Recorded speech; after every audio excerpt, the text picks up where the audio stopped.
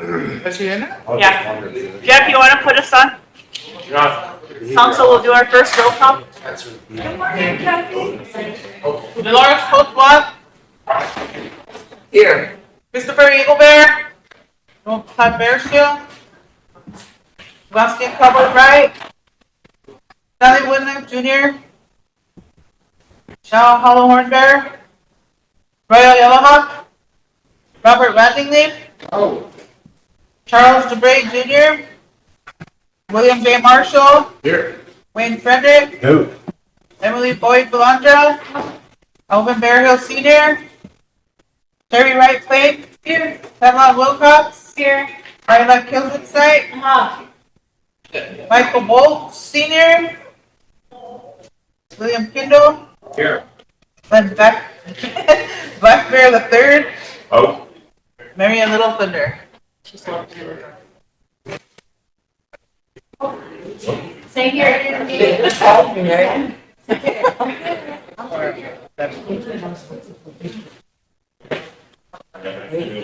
They're selling these outfits. We have no.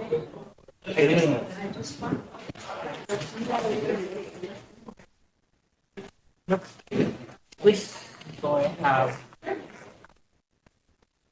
You don't have a agenda? Yeah, that's what I want to go make a copy of. We have 11, we do have a quorum, so we'll start the meeting. Is there anybody that needs to be excused from the last meeting? I see. We have Stan, Alvin, Sebastian, Charles, Todd, and Michelle.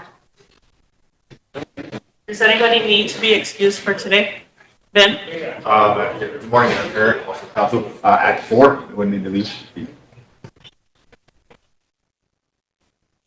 Anyone else? Layla? I'm just questioning, Madam Secretary, was I excused for last Thursday? Anyone else? Bill? 3:30, I gotta get back there. Before 5.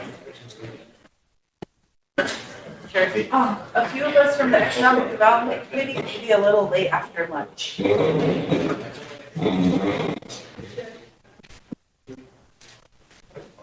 Excuse me. By 6, Kathy, please.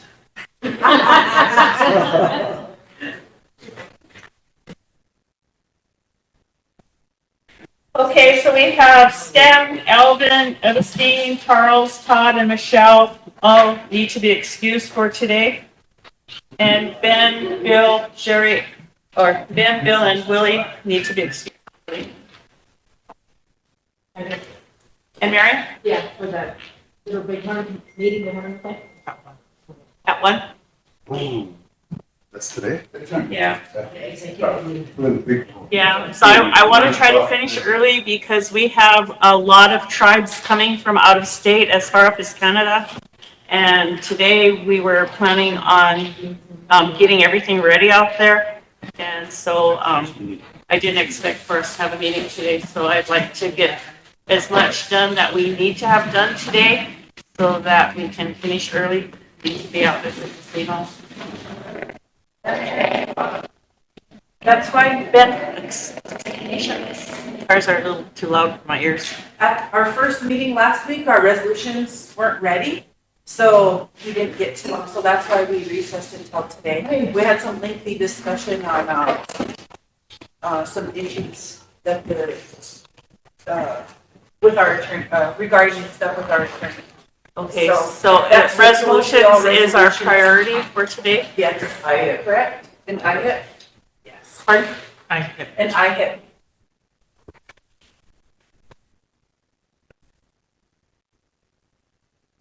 Anything else, Tammy? Secretary, was he able to count to see if there was a vote, or was there a no vote? Yeah, there was a no There vote was on the no 30th. Yeah. Okay, so do you want to amend your motion again, votes? For the 30th, Yeah, the 29th to add the 30th? we need to do the excuse first. Yeah, we need to do the excuse first. So let's I'll move on the, 27th that need to be excused for today. Motion by Totes for the excuse, second by Sherry, question by Ben. All in favor?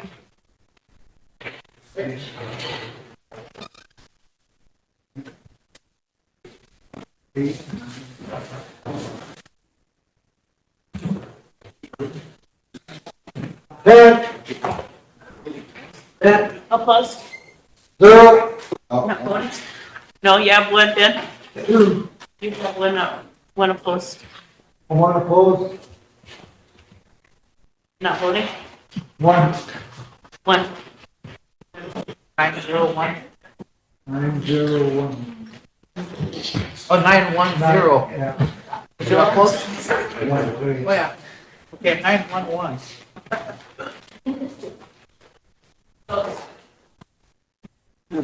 Good morning to the Oyate and welcome back, Madam Chair. And can we address the community cleanup also today?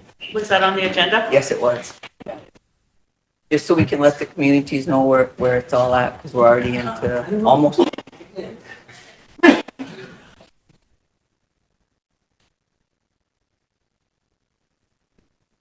Yes, and what?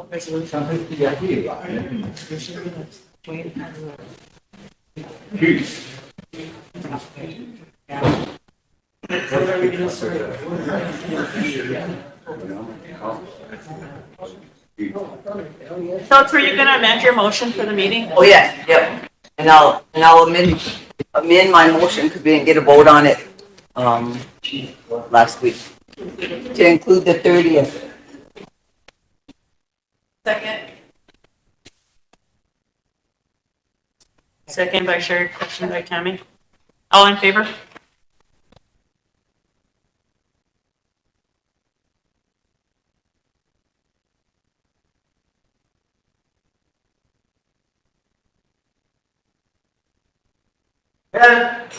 Opposed? Zero. Not voting? Three. Carried. We'll start with the ITIP.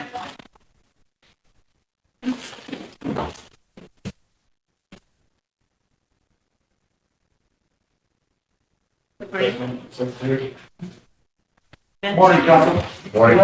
Morning. How is everybody this morning? Nice. Good weather. So, we are here for project update and information from DI, Mr. Andre Janice, made his trip this morning. We'll inform the council, he does have a hard stop at 11:30. The urgent business with Washington DC. So, when we introduce Mr. Kokia Kilson site, IHIP office manager, he's going to be passing out a FAQ for IHIP. Hi, guys. Hi, good, yeah. Hello. Nice. Thank you.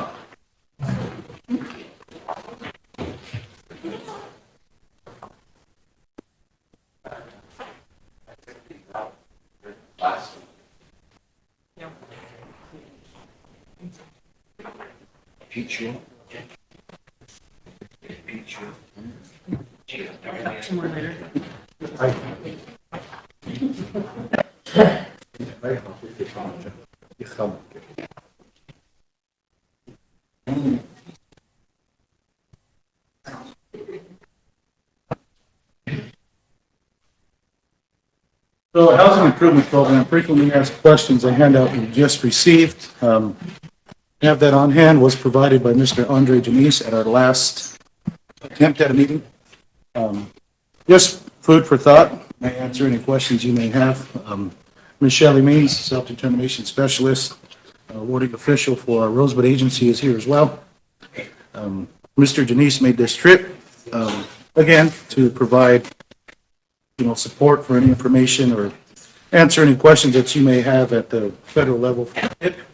I understand that, I believe a month ago, there was some questions regarding possible dissolution of HIP in 2027. So if you have any questions, we are here and at your disposal. I do have a report dated for April 7th sent and submitted to the Honorable Tribal Leadership on April 7th. It is in all of your emails.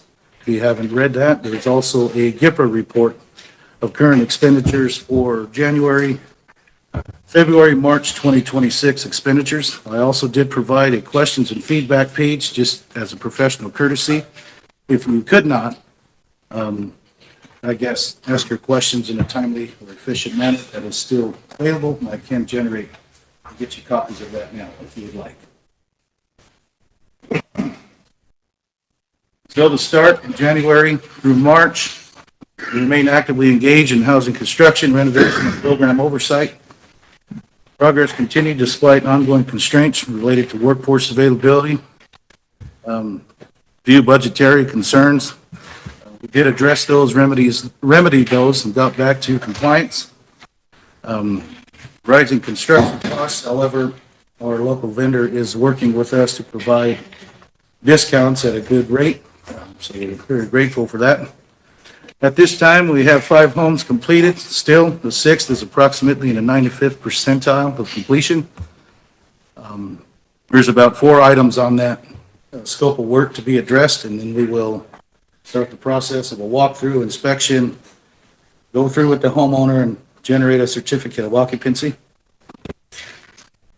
Let's see, upon completion of this unit, the 6th, we will be starting 2 more immediately. What we're going to do, the contractor, Pro Roofing, KC LLC out of Kansas City, Missouri, is currently under oversight, I guess, review.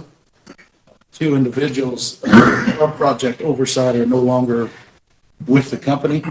There has been one that I believe I cannot disclose on air.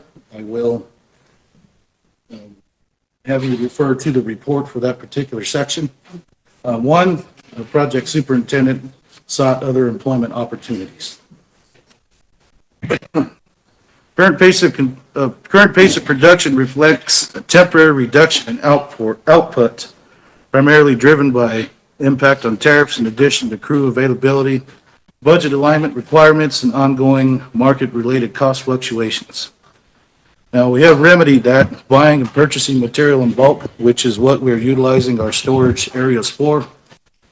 As I've stated in a previous report to the Council, the Todd County School District extended the professional courtesy of allowing us to utilize the old bus barn just as well as forestry, allowing us to use a wood storage shed. Those are all under lock and key and under surveillance. So as well as that, our next project will be here in Rosebud and one in Parmalee. I do understand there was some concerns with the projects, or one namely, I will inform the council that is also in the report in your email. That punch list is being addressed. Our crews are down there today. It's my hope that I can conduct a walkthrough with Mr. Andre Janice and get his professional opinion on the next steps of addressing the floor. I believe that house is very dated. The roof, the home is structurally sound, but the roof is compacting a lot of weight. The wooden foundation, it is settling. Bedroom floors are rising, but we do have a remedy in place to get that executed. Yes, ma'am. So there is construction going on as we speak. There is one local Indian contractor. Yes, ma'am. Has there been a time where there has been no construction going on? In the last 2.5 weeks, ma'am. So 2.5 weeks, no construction. No construction, ma'am. Okay, thank you. Now, continuing. During this reporting period, we did conduct additional inspections of homes. We did determine that 5 homes were going to be formally condemned following assessment of structural condition. These homes are determined to be beyond reasonable repair and unsuitable for continued renovation in their current program constraints. As a result, those affected households will be placed under Category C2 replacement homes and moved on to the waiting list pending funding availability with an updated application reflecting the aforementioned Category C2 replacement home. Now, to maintain program continuity and maximize the use of available funds, 5 new applicants were selected from resolution number 2025-91. Now, that was the initial plan in the very beginning of ratifying that resolution, to where Indian Housing Improvement Program had selected 32 eligible applicants with the Bureau of Indian Affairs to ensure that if we ran into issues like this, we can keep movement going on the resolution. Whereas we don't have to come back and present another one saying, well, we have 5 condemned homes, we need 5 more new applicants. Yes, ma'am. Good morning. Sorry to interrupt. I just had a question about the timeline and how those were created. I guess I was under the assumption that that first kind of bunch would have been priority in like order, I guess. And then although we authorized that second batch, like you said, for the reasons that you just mentioned, that there would still kind of be a flow of continuity of the first then the second batch. So that's my first question is, are there work being done on the second homes now, and there's still people on the waiting list of the first batch?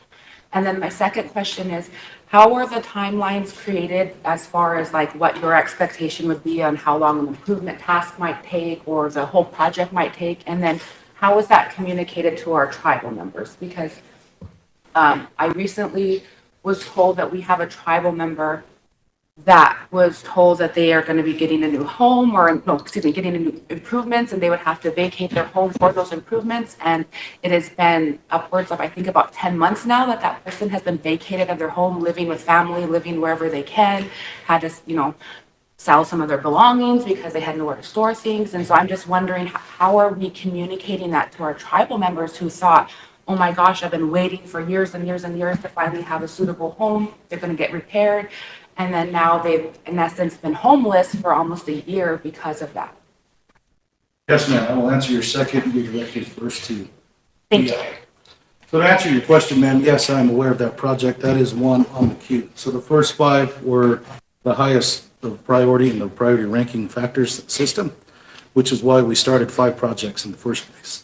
Now, with that particular project there, we did get the roof on. We have been coordinating with the electricians, subcontractors to get the house rewired. To my understanding, that project is going to be starting in the next couple of days, if not Monday at the latest. As far as Just to pause there, thank you for having that, because the communication I got was the last communication they received was they were going to be started in January, and here we are, in April. And so thank you for communicating that. And so could you answer that part of the question of how are we communicating that to either the tenant or, our tribal member applicant? Yes, ma'am. Well, Thank you. it is, our correspondence is via mail, if not phone calls following up every week. I do inform our tribal members who have been selected for an award, Category B, repairs, renovations, to call us when they want and have any questions or comments or concerns. That has been happening quite frequently. It is our intention to reach out to that homeowner we are referencing again and ensure that we can coordinate, get her some more information on her home and ensure that, the time lapse or lack thereof for 10 months of waiting, I believe that may be a bit exaggerated, but I understand the concern and I do empathize with that, ma'am. Thank you. And so, sorry if that was exaggerated. That was the information given to me since July, and I might be off on my math. But so in that process, we just had SWA here last week, and when they explained their process of home repairs and things like that, it was within their scope and authority or responsibility to house that individual while the work was being done. And so in this instance, what was the plan? Is it just for that individual to be homeless while that was done? Or was there anything in the budget to cover that cost or to work with the tribe to try to house them?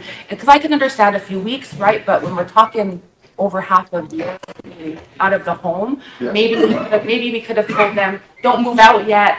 Let's wait until you're next on the queue or something, which is why I'm asking how that's been communicated to our. Josh, Yes. Andre and Charlie would like to respond. Yes.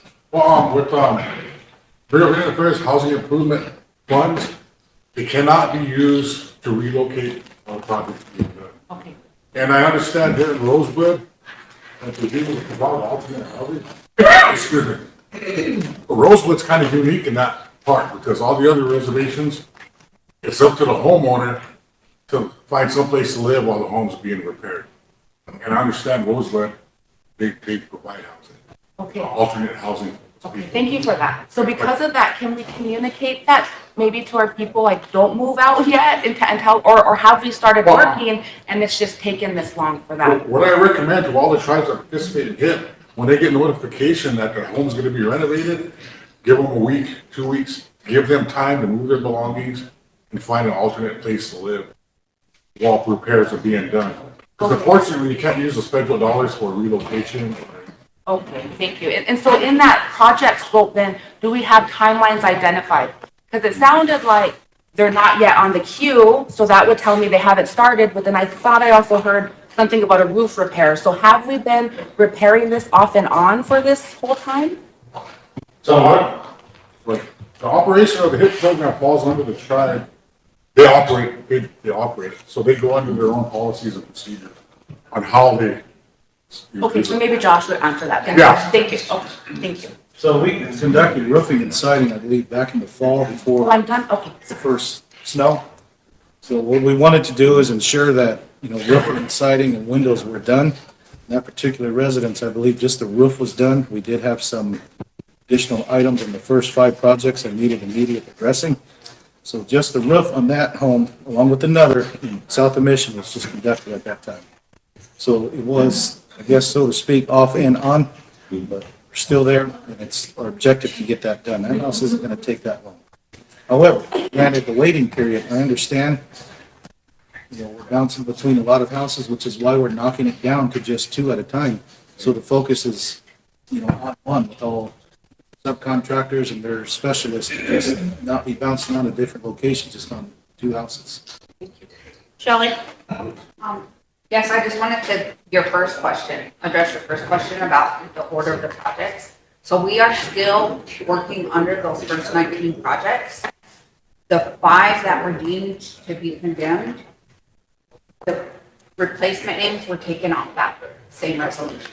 So we're still working down that list. We haven't started on the projects, and those have not even been bid out for the money that was just awarded. So we're still working down it. Thank you. Kathy?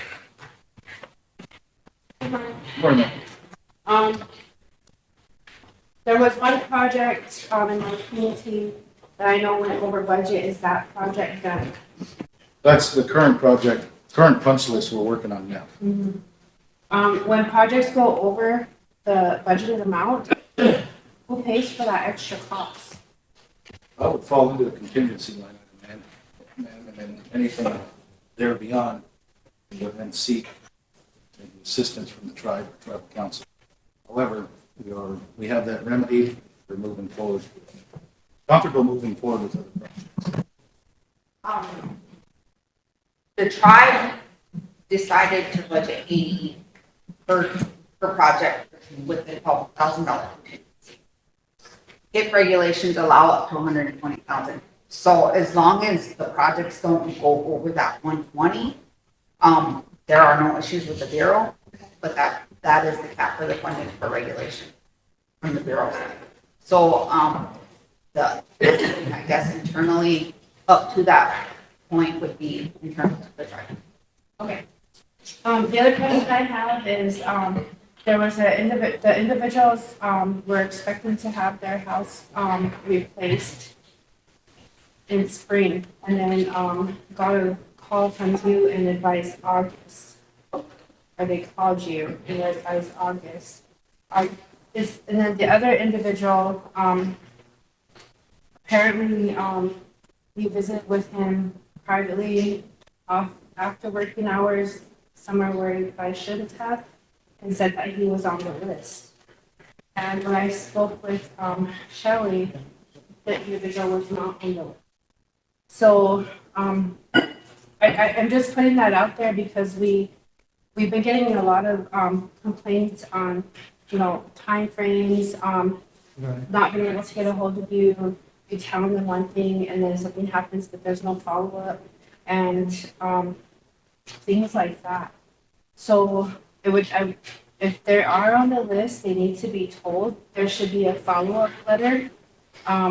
If they put an application in, at least send the letter that says, hey, your application was received. I mean, courteous things like that. So that way they know that their application was received, and they'll get notification later of if they were approved or not, and then go forth from there. Because a lot of the ones that I'm getting are well, I tried to get a hold of him, no answer. But he did tell me I'm supposed to be ready in the spring. Now he's telling me in the fall. Now he's trying to say not till next year. So it's just, that letter will help document all those processes if you start doing that. Just a suggestion, but. Can I intervene just a second, before you answer Josh? Just so you know, Tammy, I did also receive the complaints, and upon my return, I have met with Josh. And we did go over this, and I have asked him to start making sure that he is corresponding with them to make sure that the people are aware, because we don't want to be giving people misleading information. And with some of these projects, and I don't know if Josh has explained that before, a lot of these houses are older transitionals. And when they first do their assessment, they have an estimated cost. However, once they get into the homes, they find other issues. And that's part of the reason of the delay and time. And I know our people are really anxious, and this is funding that's set for 10 years.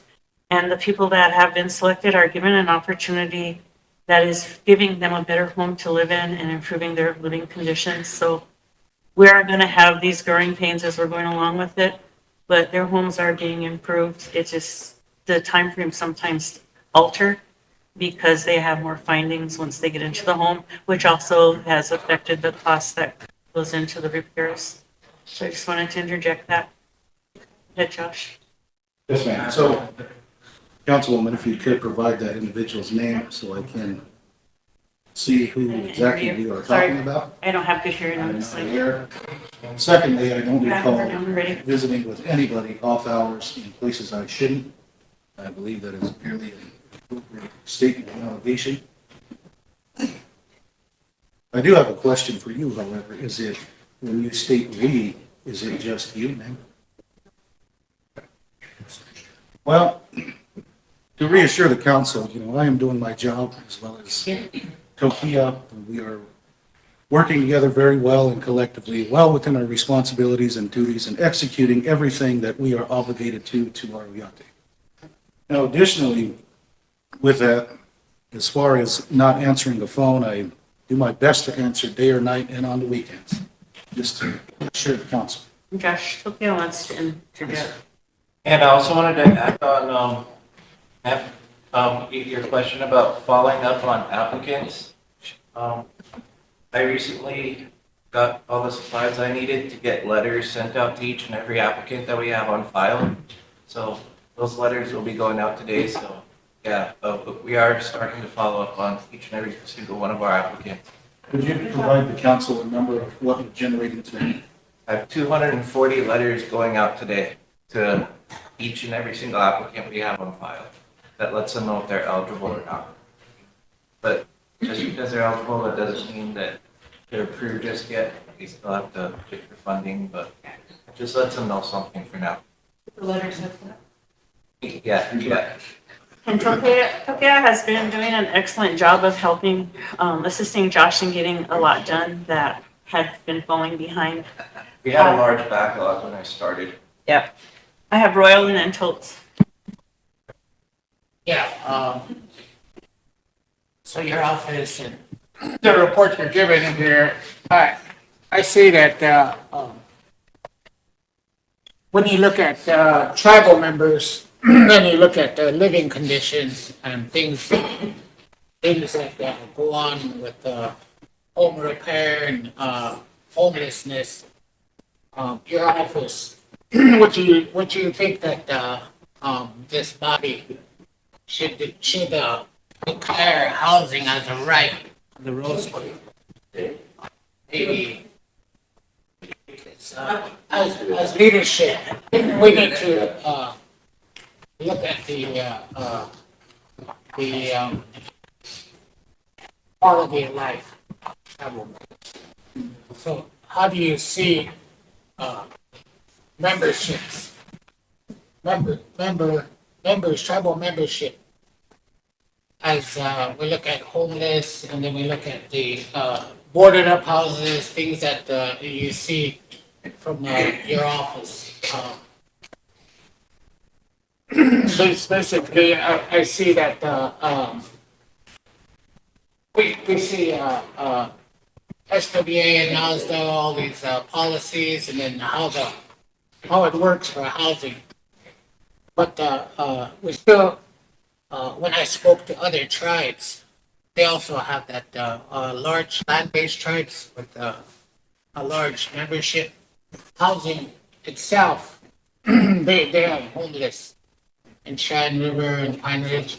It's out of control as far as homelessness. So, what do you feel like your office would be, maybe, looking at a resolution or how to go about housing as a right on the Rosebud? Respond to that. Well, yes, sir, I believe that housing is a right to our Oyate, of course. And I would like to share a few homes that I've been in.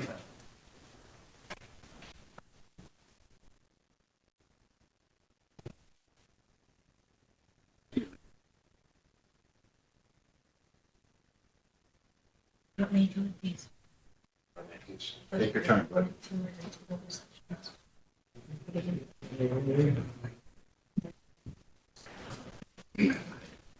Couple of homes I've been in. Been into a single wide trailer. Lady was living there through the winter. Oh. Roof's gone, windows gone. Stayed in the back bedroom with the generator and the heater. Stayed there the whole winter. I think she applied and got selected. Good. And there's another home I've been in. Right here in Rosebud. Lady still lives in that. Home is completely just torn to shit. It's bad. And whenever I walked through the house, I couldn't stand in there as long. It smelled like, feces, cat pee, dogs were in there. Stayed in the back bedroom. There's a little table like this, and a bucket underneath, and a little griddle, and a hot plate that she would cook on. Under that table, there's a bucket that she would use for her facilities and throw it out the back window. And then all we can do is document, give an application, and hope they're eligible. Now, not only that, but when you go into housing authority, SWA round, we have a serious housing issue here. Yes, housing should be a right. I think this council, there's a responsibility to see the bigger picture. I've invited you to come look at these homes. And I think we need to be in a state of emergency for a housing shortage. We can only do so much, service so many people, and when you have to tell them no, it creates issues, but I'm glad it does, because those issues present the opportunity to try and make it right.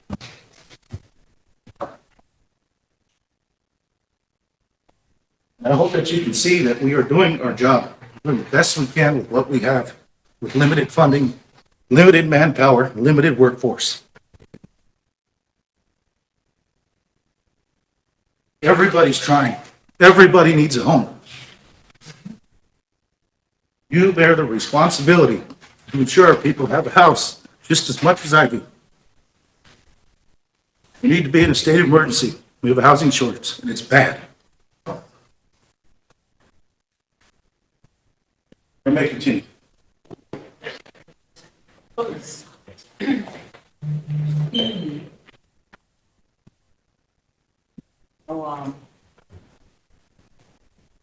All that being said, we are in a state of emergency.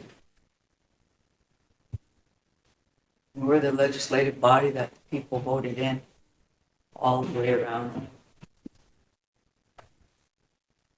And we need to really be productive and get some plans brought forth and move on things.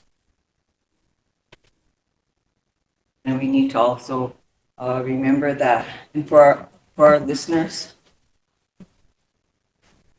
these are your homes too. and our children live in them. So it doesn't take, I had someone call me the other day and say, we had a church group out Panlo picking trash up. A big old bus came in and I had someone call me and she said, why are all these little white kids out here picking our trash up in the community? And I said, I don't see no one else picking up land. These are our homes. We need to be respectful of all of it. But you know, we do that. There's just so many questions. We get so many calls. There's always two sides to every story. You know, no one's answering. Tokia, thank you for being there and thank you for getting those letters out today. Thank you for helping Josh. Because maybe some people who have been approaching us, especially, I had a couple elders say, hey, we were promised that we were going to be on that list and things were going to get done. And we haven't heard anything back. You know, we should never promise anybody anything because we have it in black and white, how things are done, the process of it. And we don't stray away from this. We have A, B, and C. We have a resolution in place. And it's there for a reason. So it meets all those people in all three of those categories.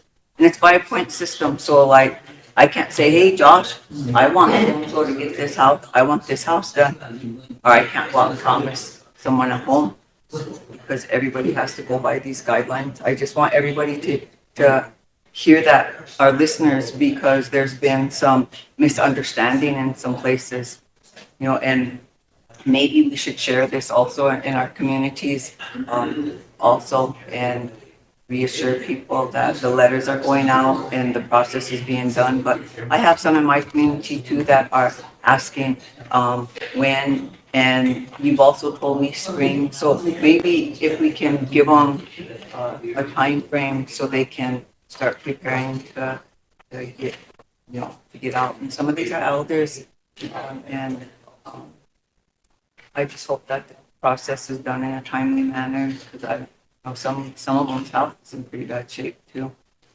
But thank you guys for being here too and patiently waiting.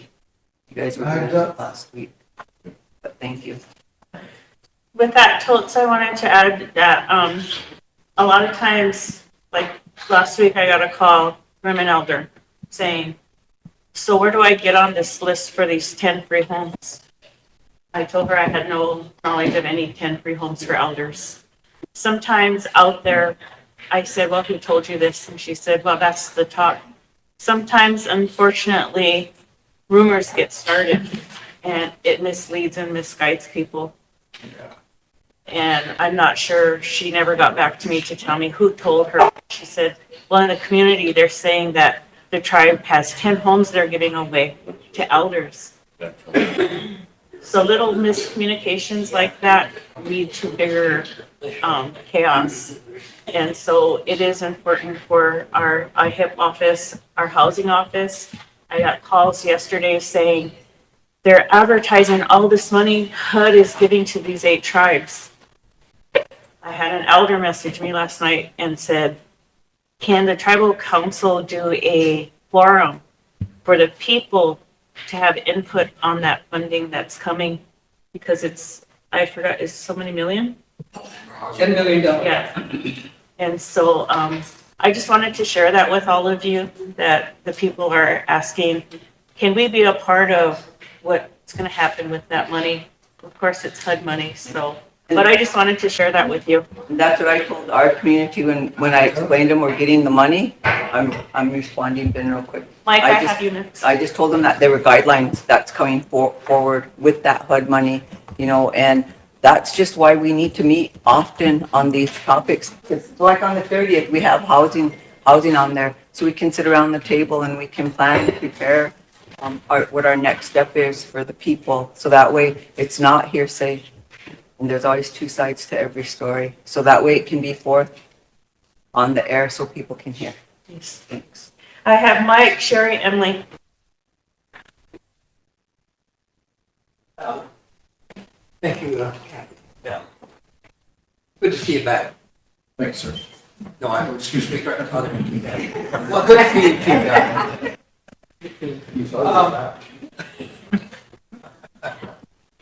You know, when you are accepting applications for, in this case, the HIP program, obviously you're going to get applications, everybody that needs, house repair.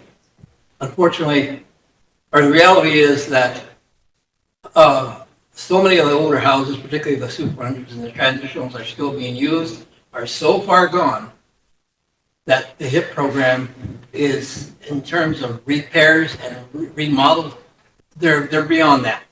They're at the stage of replacement. That's a reality, is it not? Yes, sir. Yeah, so, and we weren't clear about the reality of what this program could actually deliver to the people. Ergo, everybody puts applications expecting to get, some assistance. And now we're overwhelmed. And many of them can't be helped anyway within the scope of, of the HIP program regulations right now without going to new build, and I'm not sure what that means when it comes to HIP dollars now. Another question I have for you is in your opening statement, you seem to suggest that the parent company of prime contractor is having some internal issues here that may impact others here, Those issues have been addressed, sir. but there were some. Yes. Okay, all right, I just need to, yeah. And then you said that, this is from a personal thing, you've emailed information out. I haven't gotten any information, and I think maybe it's because you don't have my correct email address. Okay. So if you could check with me, I'll give you my correct email address. Yes, sir. Anyway, for now, thank you. Sherry and Emily? Thank you. I do have an issue that I want to address off air. I can wait till the end of the report to do that. Quickly, I want to say that, make a motion for this if need be. I think we need some infomercials regarding HIP. I don't want people to think HIP's the end all, save all. It's just a program with a small pot of money that's there to help repair homes, and that there's strict criteria to it. And I would like those infomercials to just be plain and bland. Like, this report's really nice, and I know that the BI has some good information, but it'd be good to just have some simple language out there. So when the information's getting out, it's not boring or, sorry if that's offensive. People friendly. Yeah, yes. So it's listener friendly, and just straight to the point. And people don't have to search and look, and if those could be played during our council breaks and throughout the week, which is something that I think we need to do with a lot more programs that we have, is playing infomercials during our council breaks, because that's when our channel 93 is getting the most active watchers. The other thing is, the report that you sent is really good, but I feel like it's missing some statistical data. Could you include that statistical data in the report? 1 minute, okay. And then the other thing is if you could include a breakdown of costs and the overages in there. If there are overages, so we're aware of that. And one last question, what is your title, Josh? Intake specialist. Intake specialist. So, no director or anything like that exists right now? It's under my office. It's under my direction. Okay, thank you. Emily? Thank you. Sorry, I don't want to take up any more time. I really appreciate the conversation today. I just wanted to clarify something that the president had said, and that a lot of us have probably been seeing on the social medias about that HUD announcement about the funding. And we did ask that the SWA put out a PSA. And so while that's coming, and since we're here and already, I just wanted to take the chance to kind of clear up that is not additional funding. We all know how a new administration can kind of be creative in their announcements. And so really what that announcement was a really pretty marketing campaign to announce to us that we got less money than we got last year and less money that we got before. It is not anything new. It is actually our annual IHBG, the block grant that we get for Indian housing that operates SWA. So not only is it not new funding, it's actually at a lower rate than it was last year, which was lower than it was the year before.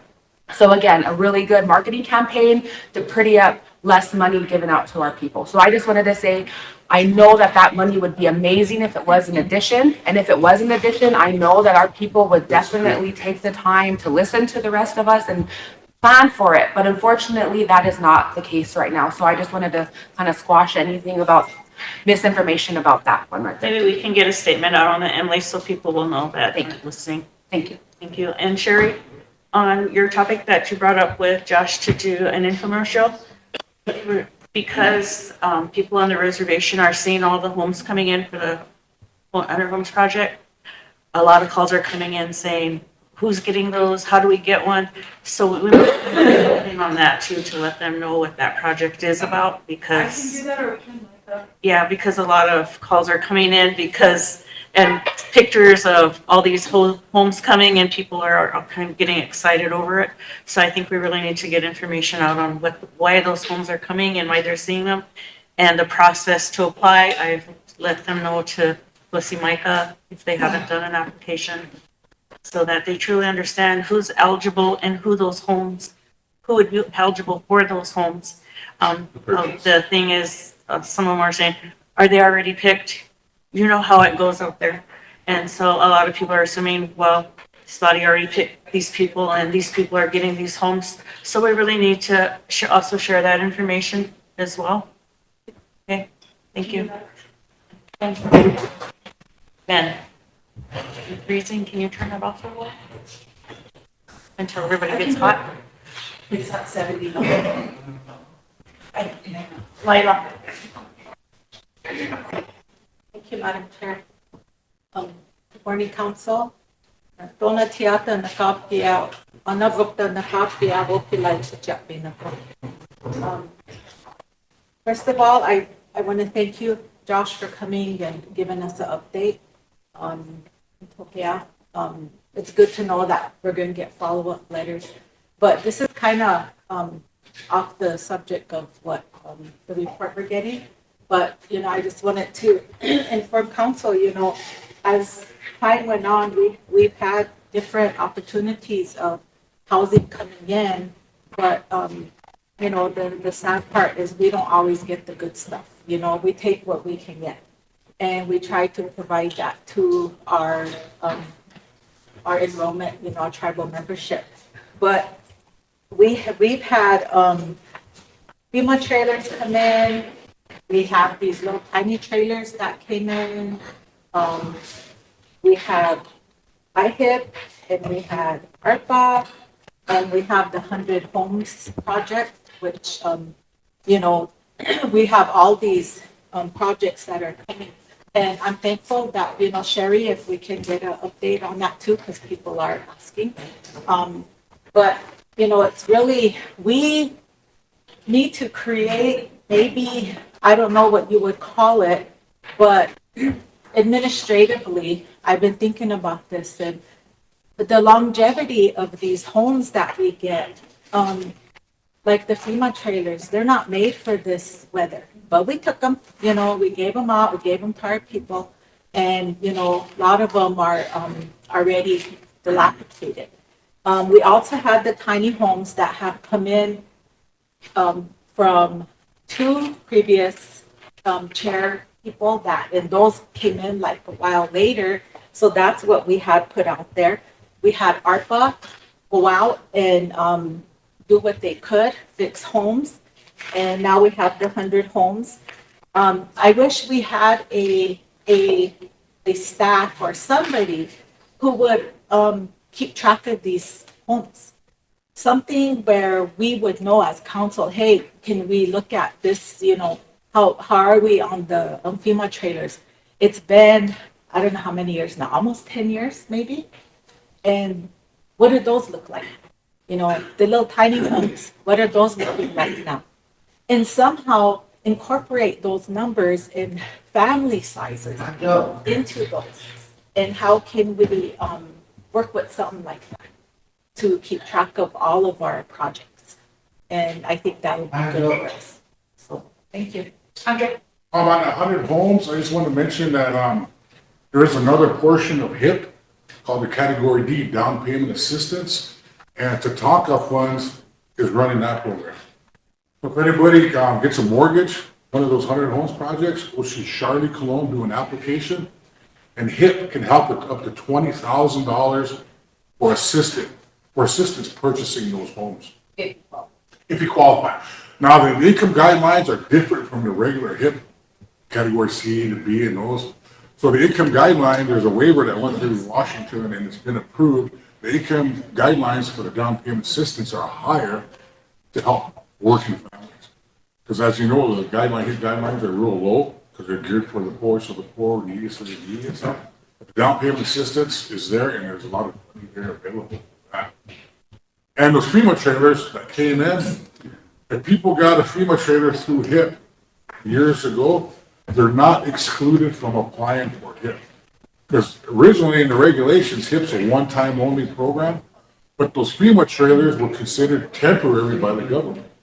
So if you got a FEMA trailer 10 years ago and it's dilapidated, you can still apply for services through HIP. And I just wanted to bring that out there. Thank you. And also, housing in Indian country is a big issue all over the country. And like I said before, the last time I was here, HIP is up for elimination in 27. And it's up to the lawmakers and the tribal leadership to advocate for more funding and whatever, advocate for the tribe. I just want to mention that. Thank you. Sherry? Thank you. Thank you, Andre. And anybody listening for that category D, anyone at Tatanka Funds can help you aside from Charlie. There's other staff there that will help to specifically ask for her. What do we look like in comparison to other tribes in the region as far as the amount of HIP funding that we're getting? Are we the lowest, the highest, and somewhere in the middle? Well, for a lot of years, Rosebud was only putting in like 60, 70 applications. And funding is distributed by numbers. There's our bigger tribes out there that are putting in 2,000-3,000 out. There's a tribe up north that's the smallest tribe, and they still put in over 1,000. So it's a numbers game, and that's how funding is distributed through the regions and then down to the tribes. Rosebud is up to 600. I mean, that's a big jump from 60.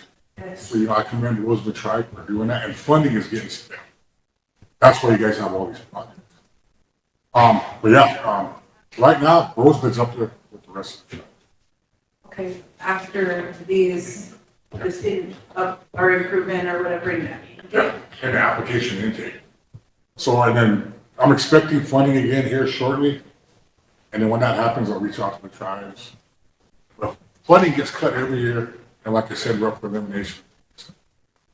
And we did go to DC and we did advocate for the continuation of the IHEP program. And we shared information with some of our legislators there. So we'll have to follow up and see how that went. But we had very little data to go off of when we went up. Thank you. Josh, are you done with your report? If not, I you believe I have a continue. few more items. So.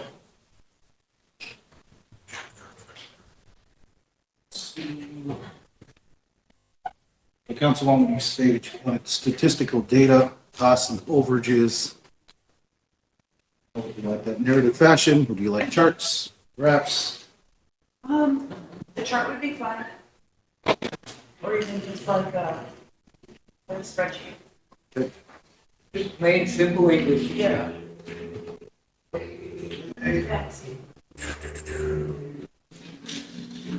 Chris, majority of it, yeah, do you want to state anything? You want to share your I do. PowerPoint? Get you go. I'll have to get my PowerPoint flashlight, but something that he said, how we get more funding if we have more applicants. That's something that we've been doing. We've been out to Corn Creek 2 weeks ago. We're trying to do some community outreach by going out to meetings and getting more people to apply, because we get more funding if we have more applicants. But yeah, I have a PowerPoint underneath. I might want to share it with you guys. I'll have to get my computer and I can bring it in. So if Josh wants to talk about anything while I get that. I think we'll schedule that or we can send it out. I don't know if enough time. Mr. Andre has a hard stop at 11:30. I would like to add that, with Nokia coming on board and, us working together, we are now accurately able to track and retrieve HIP records from 1986 to present date with HIP awards, category of service, contract years, and I believe, let's see, that allows us to preserve institutional knowledge and prevents us from duplicating the service. Now, is that still, you can only receive category D once every 25 years? Yes, 25 years. Oh, you are usually it's one time only. Funding is limited.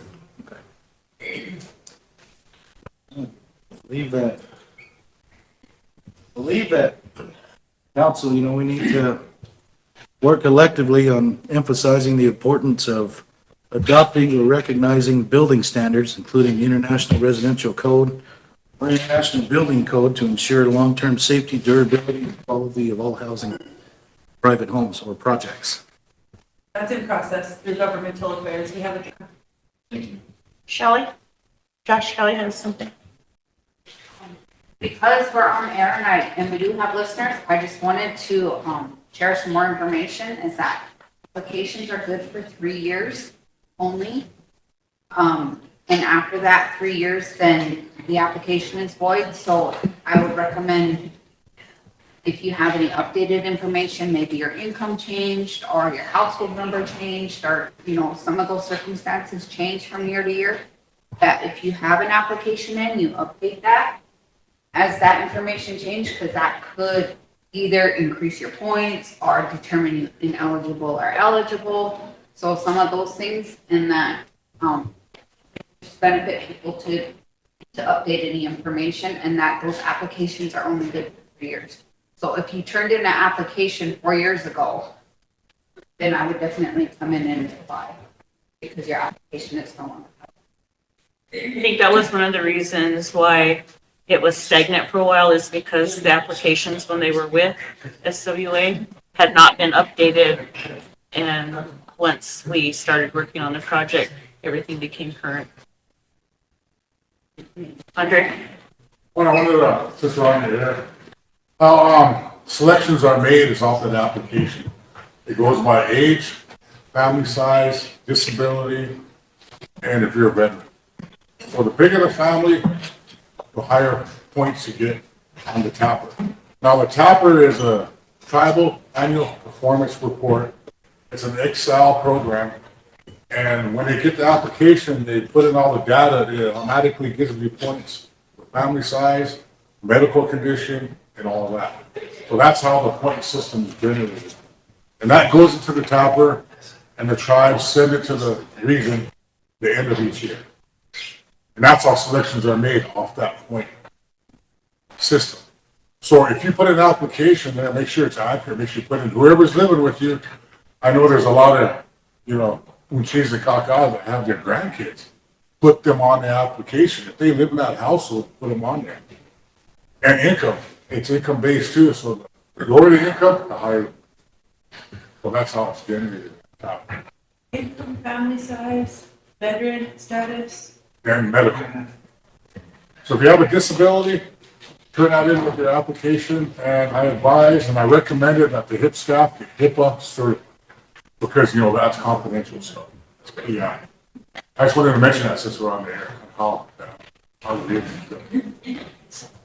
And right now, I'm passing around a TAPR. Sample Yeah, sample of the TAPR. What's wrong with this?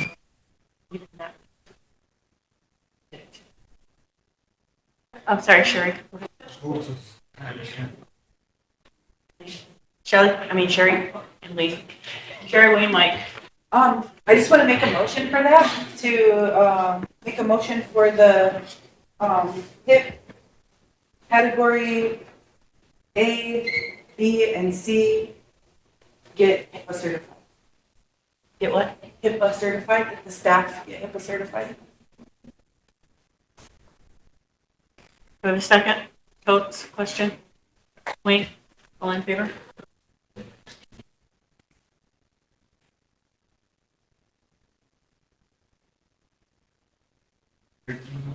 13, Opposed? 0, Not voting? 1. Motion carried.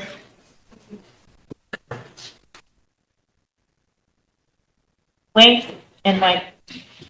Yeah, I just want to say thank you to the workers, the people that are running the program. You know, it's a program that's needed. It has been coming in phases over the years, and to the people, they need to have. I know you want an immediate change and as fast as possible, but we have to be patient because they're trying to service as many people as they can.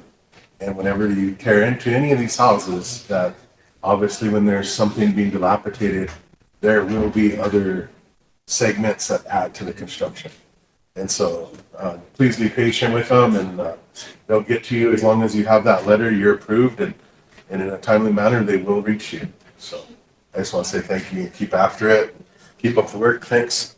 Thank you, Wayne. Mike and then Rob. Yeah, And Mr. Doom and Gloom here. How many applications do we have on file? Did I hear the number 102 or something like that currently? Currently, for this year's tapper, I believe we are at 398. What's been How many? submitted. 398, so 398. And of those, how many have you actually gone out and did just a cursory examination of? well, there's contingent, yes. Shelley. Because that is not a determining factor in the application process, those homes are not assessed until somebody's been chosen. I'm just trying to assess, how many homes are in really bad shape, if I could put it that way, and how many are just, asking for more than, than they might be entitled to. And we would, I'm trying to get a talk about the need, the real genuine need that is out there in terms of dilapidated trailers, Super hundreds and transitionals that are way beyond, safe conditions.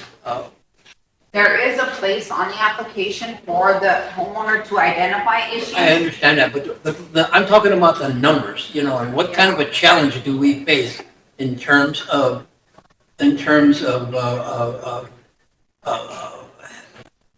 safe, I guess. I don't even know if that's word. Homes to live in, that would protect you from the weather, the cold, the rain, the snow, the condition of your electrical delivery system, your water, all that stuff. The unfortunate circumstances of the HIP is not an emergency program. No, I understand that, yeah. Because it is not an emergency program, houses are not assessed till after somebody's been My question selected. is, when this program, the reason I'm asking what I'm asking is when this program started, you start taking applications, okay, and you have 300 and some of them, do we have a pretty good idea of just how bad these 398 are? And how many of them are really so far gone? The example that you gave about the lady living in the trailer, that's probably an extreme, but I bet you there's a bunch of those. How many are there? Even if there was 20, Sir? But I guess where I'm going here is, we're like on a treadmill. And with what the resources we have, in this case, just HIP, we are never going to catch up. And I don't feel good about when we have these discussions about evading the real reality of, and how bad our housing situation really is for too many people. Every one of you know that in your communities, you have some families that are living in some pretty rotten conditions, right?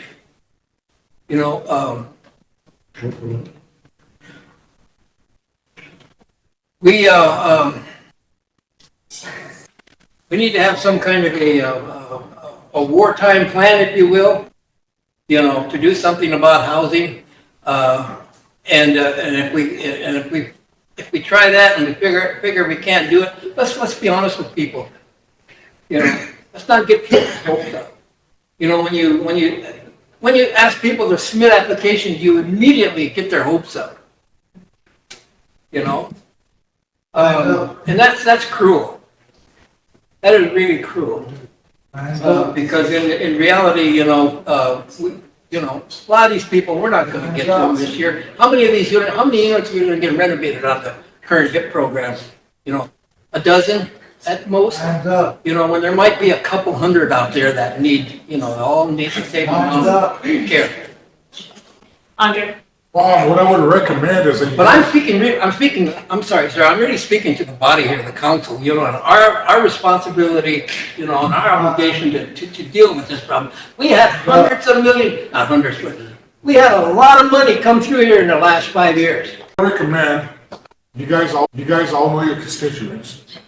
And in your communities, if you see somebody that has that dire need, have them reach out to the HIP program, and there's staff there to help do the application and do the initial. Sure, even if you prioritize them, the number's still gonna be overwhelming. Yeah, I mean, it's just, you know, that's what it is, but, God, you know your constituents, if you see a house really bad like that, my advice is reach out to the program.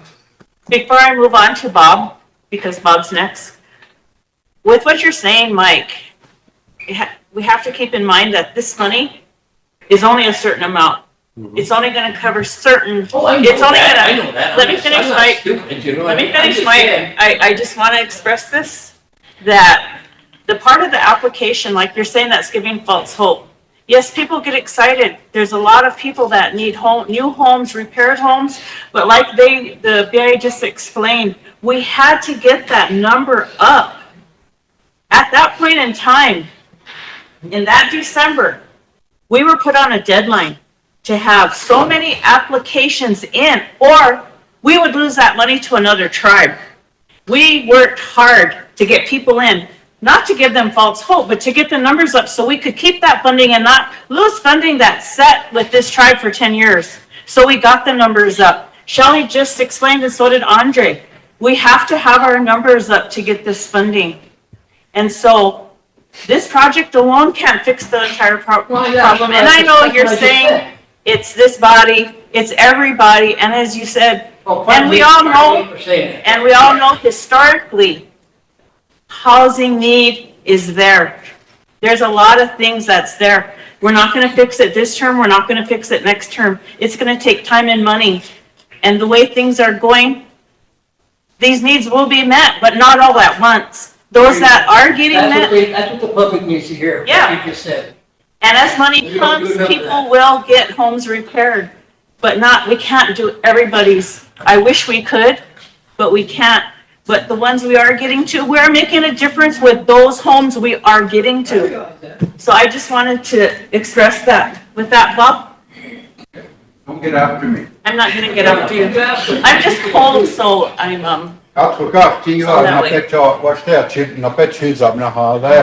Well, control one up in the condition one that I get now. Here, you was the teacher alone. Let that go, you walk like a let tippy lena, you walk like a bad, you chance job. The hall, let Agnes, you watch this in sledger. The head tabloids can watch it left. I'll translate it for you guys in English. You guys are talking about housing. This is a big issue, many, many years. And I think they only, you know, I'm not going to be criticizing HIP program or the BIA or anybody, but this is an ongoing issue. I think we need to start prioritizing the needs of the people. We got too many homeless people out there because they're frustrated with the system. All those applications, regulations, eligibility. That frustrates a lot of people. That's why you see a lot of homeless people in all over our communities. we need to prioritize the needs. Just like the heartfelt testimony that Mr. Josh here gave, that there's some woman living in a burnt out trailer house.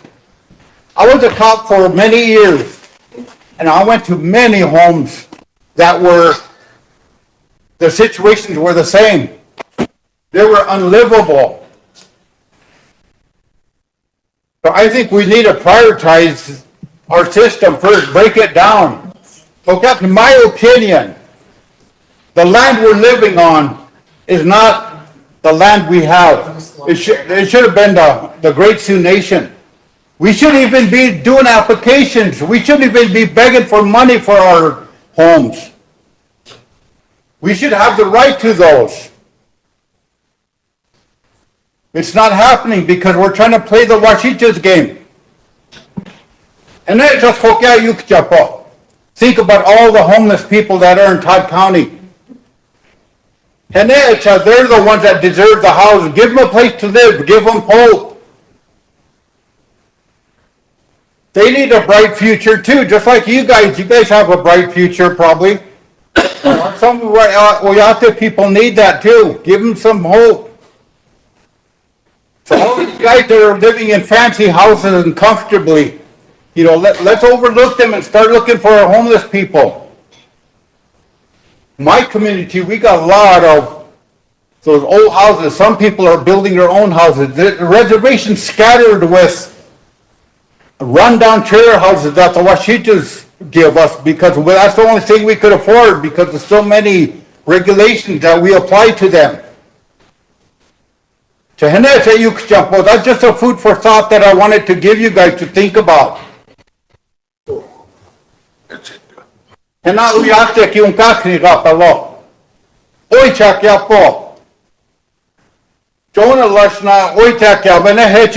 Everybody.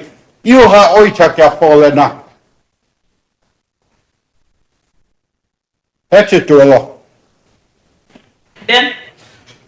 Thank you. I'm gonna try to get this through as quick as possible. I mean, I know something that we want to, I guess, focus on a lot, but I want to thank you for doing the things that you're doing, helping out our people.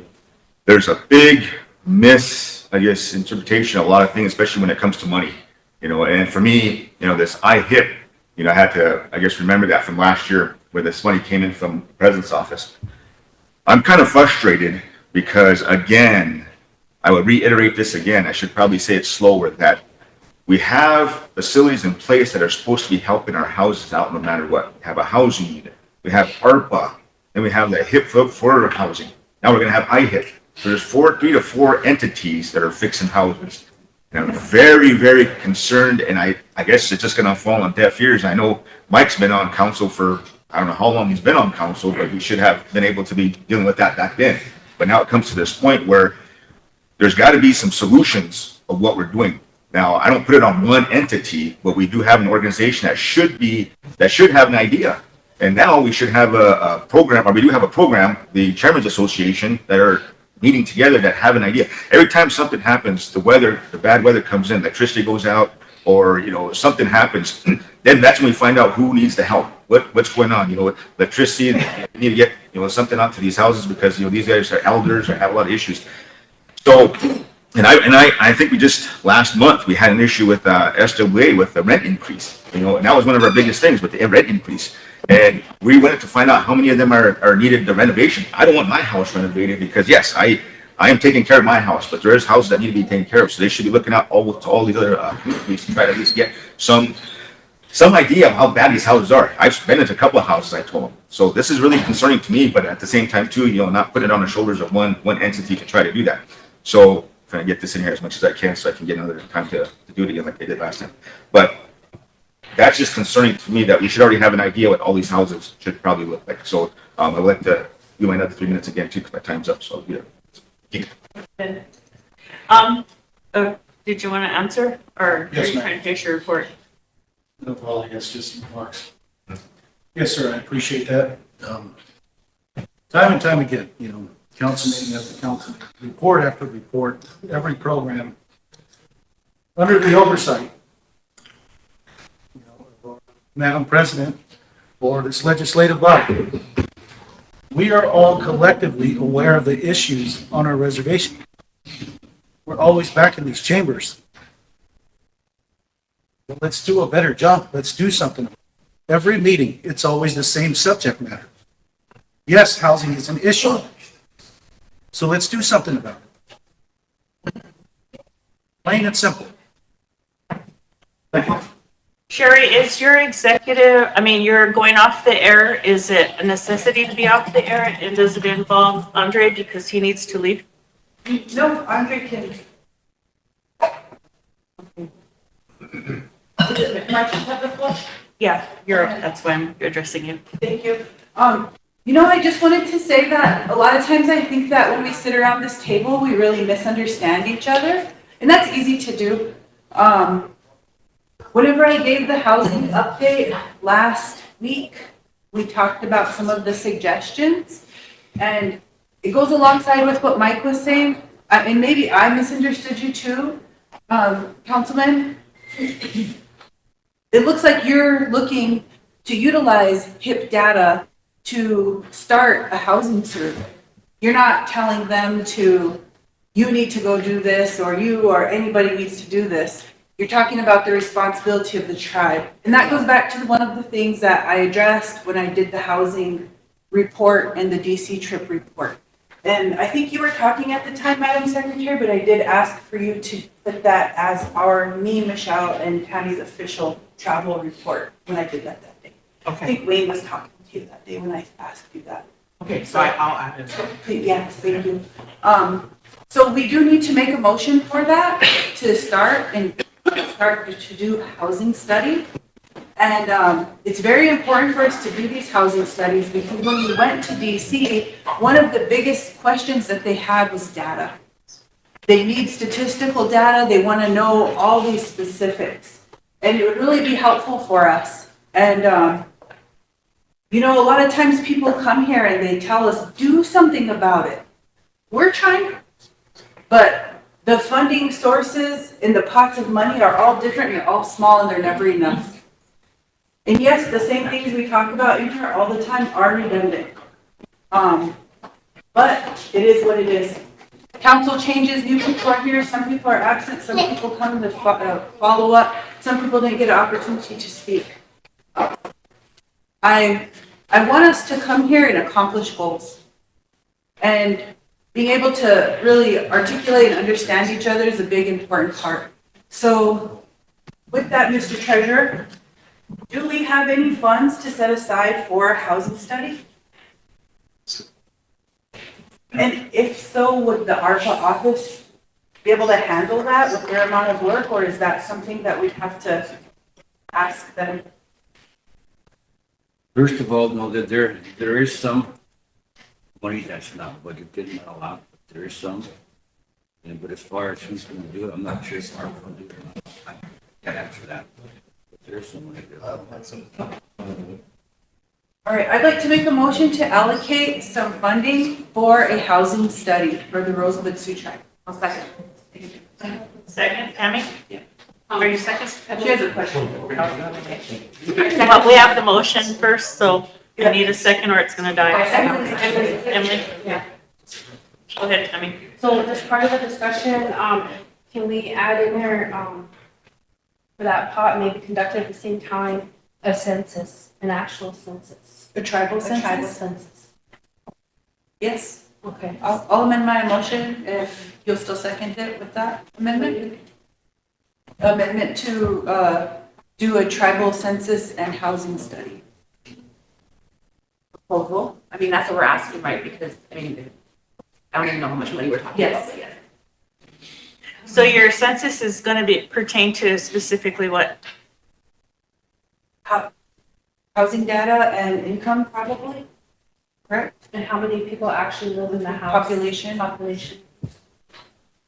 And we want a tribal census because when they do the federal census, people are scared to report their overcrowding in their house and we can't accurately advocate when we go to the Hill for our people's actual needs. So when the census is done, it's going to, from past experience, we're going to have to inform the people that the reason for the census is for the needs to be met, not for housing, because in the past, when they've done the census on the reservation for the US Census data, people don't give the accurate information. So when you're writing grants and you have to use the US Census data, it's inaccurate and it hurts us as a tribe. But people are afraid to do that because, as we all know, we have multiple families living in houses, and it would get them out of those houses. It would affect them, but it's inaccurate information because we have this issue with not having enough houses, and it hurts us all the way around. So that's why I'm asking this question specifically. What are you going to look for in your census? We need to let the people know this is a tribal census project, not a state or a governmental census. It's a tribal census to meet our needs as a tribe. So I just wanted that to be out there. Yep. Or anybody. Motion. Okay, so we have a motion, a question. A motion should we just do a proposal for now? Motion to have a proposal drafted for funding and a plan for a housing study and a tribal census. Okay. And Emily, second, I need a question. Wayne? Yeah. Mike, you have a question before? Yeah, I just commented. I mean, a comment, that's what I meant to say. Yeah, I don't know if census is,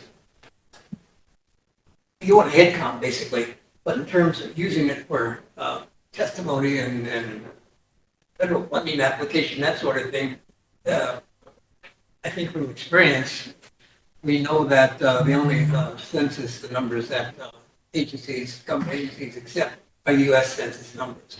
So I don't know what good a census would do except for our own information.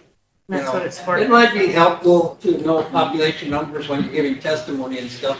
But what we really need is we need a needs assessment. We need a comprehensive needs assessment, one that really gets down and gets down into the weeds. Because those people that are down in the weeds, those are the ones that there's so many of them, and we need to go out of our way finally to start investing, and sure, I know it's almost an impossible task.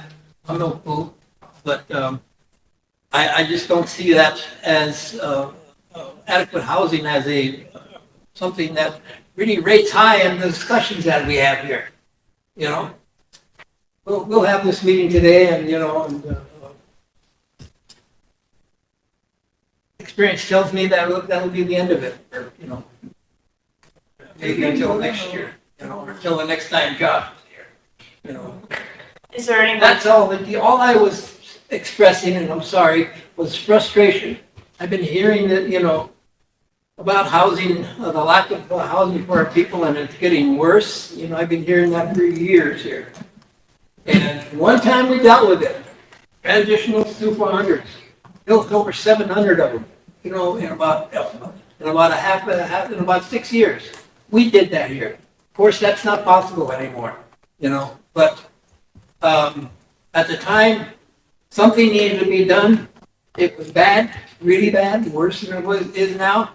And our tribal leadership did something about it, Well, we need to take that tack. We need to follow that example. That's what I'm saying. We have to dig into our own pockets for this. We've got thousands and thousands of acres of land that we could borrow money on, and use it instead of buying up property here and there, to consolidate our reservation,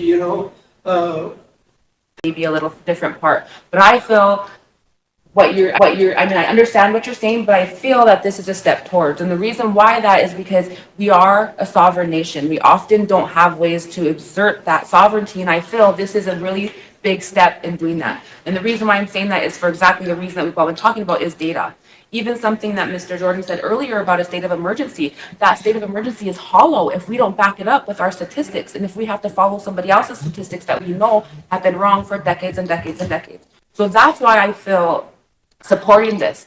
I myself have some reservations about the word census, just because our people have that traumatic history with it. And so that's why I asked if this could be a proposal so that we could further discuss.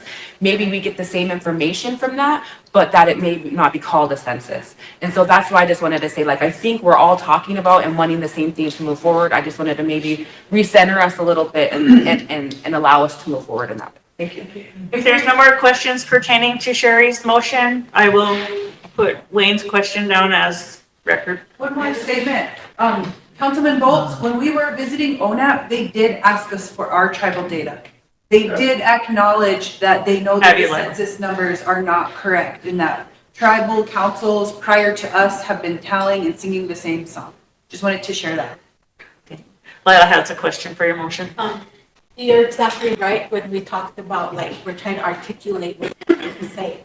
So this is good because I feel like we have to create something here within our tribal system to help get this data. Like I brought up, we have these 1, 2, 3, 4, there's 5 projects. And what data is there? What do they have? So we can use that information here as a whole somehow to produce that information we need to the big guys. And that way, we're on the same page. Also, I feel like we need to, we got to do some boots on the ground work in the community. And I know that each one of us can do that within our communities, but it's good that we can do this and we can articulate it however we're supposed to do this, because the language up in DC is totally different. They want numbers, they want stats, they want all this stuff. So this is a good start for us to create something here for what we're trying to do. Okay, if there's no more questions on Sherry's motion, Wayne Fredericks did do the question. Any discussion? So with Wayne's question, how many are in favor?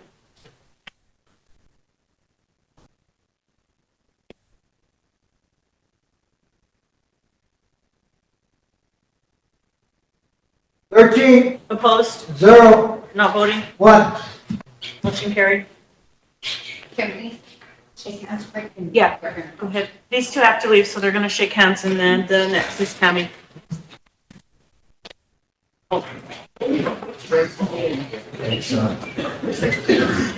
Information. Thanks, sir.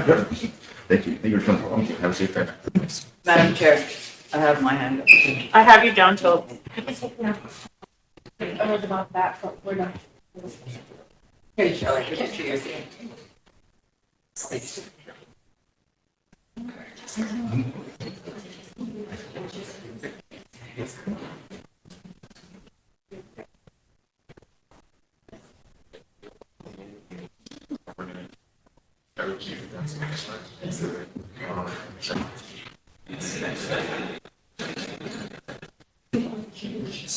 Oh, yeah.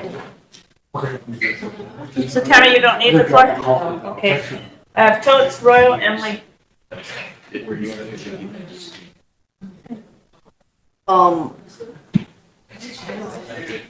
The word frustration, the word cruel came out, and there are some other things. Councilwoman writes, and this has been said over and over again on this floor, we need to do PSAs, we need to inform our people, and it's never been done.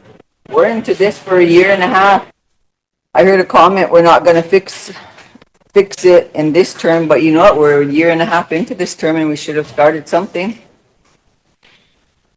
What is so hard about sitting around this table and focusing on one project, getting it done and moving on to the next? So we're not always, sitting here and discussing things, which they are important, but we need to prioritize. Because I have an elder who's in a transitional. He has no bathroom door and he has no wall between the kitchen and the bathroom, so there's no privacy in his floor. He doesn't even have a floor. And I have another young lady that addressed this issue with you too, Josh. Her roof fell in, so she wanted to come in and see if she could, update her file. She's been really cold this winter because there's only been tarp over that part. But we need to start making sure that our motions are followed up on. We really need to set the pace here and get some stuff done, seriously. Because we have summer coming. Last year we had tornadoes here.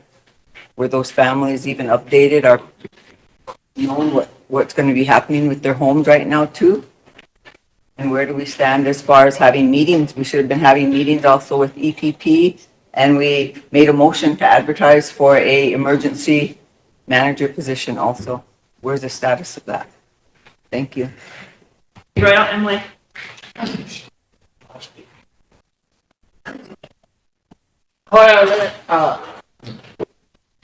What we're speaking about today, and then it worked to make hockey. Thank you, Emily and Mike, for that announcement about the NASDA. There was no increase, and it's been the same amount. It's just that money owed from two years ago, and that no increase in funding. But when I look at work to make hockey now, the thoughts that come to me and the things that I see that speaking with other tribes and homeless. Na tako wagala kapi hana lila wana bloketu cha dokashni. It's summertime, so it comes to where people will not have that need for housing, but a right to housing and quality life. And we talk about emergency, and me speaking with other tribes, Councilman Lunderman, Ty from Ogallala, and then Harold Fraser from Sharon River. Homelessness is something that large land-based tribes. So I would like to make a motion for Eric to draft a resolution declaring that state of emergency so the Madam Chair can take that to Great Plains Tribal Chairmen and then ask other tribes, large land-based tribes that also have that issue with homelessness, have their tribes do the same thing so that we all know that NASDA may work for small tribes, but it don't work for large land-based tribes. So I want to make that motion to draft that resolution and bring it here, and then have Madam Chair take that to Great Plains and propose it to other tribes who have homeless issues. Need a second? Marion? Put a time frame. Oh, I don't know when the next chairman's meeting is. I think it's next month. I'll have to look on that. I just got a schedule yesterday.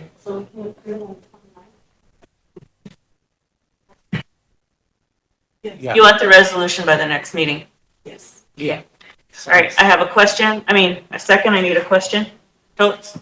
All in favor?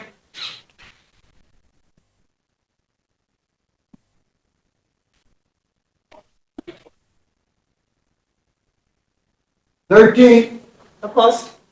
0, Not voting? 0. Motion carried. Gloria. Thank you, Royal. Emily? You know what? I'm not sure what it was for. Sorry. Thank you. Okay.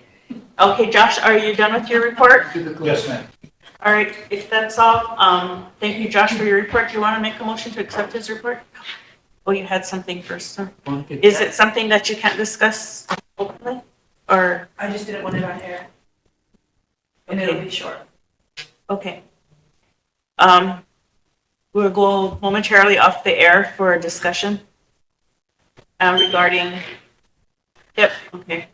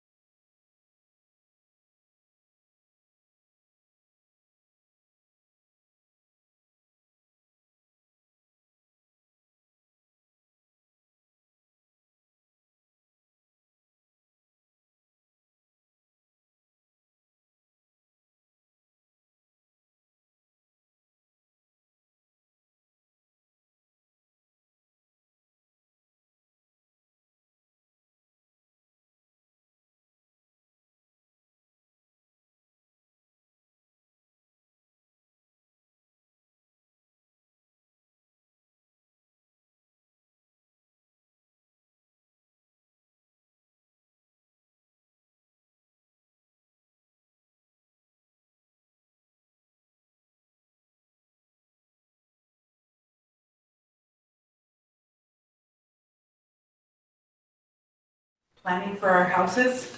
Yeah. If that's all I have, can I have somebody make a motion to accept the report that Josh has presented to council?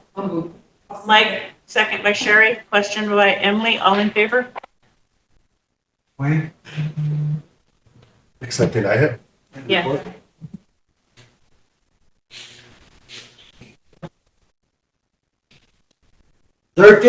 Opposed? 0, Not voting? 0. Motion carried. Josh, do you want to make your round? Okay. Sign for this.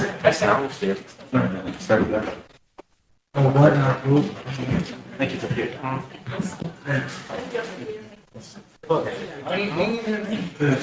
Thank you. Welcome.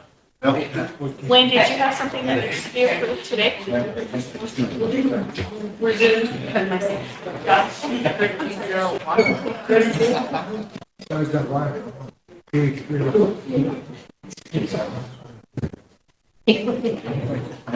Josh? 1301. Where's the burrito, or not burrito, the, All right.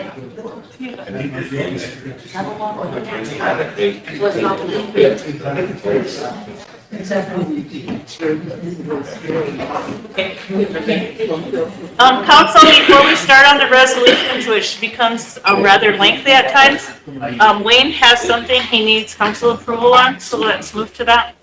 Thanks, Chairman. Thanks, Council. I just need a quick motion. It has to do with the renovation that was done to the game fishing parks building. You remember, we took out a loan to renovate them, and that loan was supposed to be paid back through direct contract support funds, but the resolution didn't state that. And so we have a final payment of $133,000 to be paid.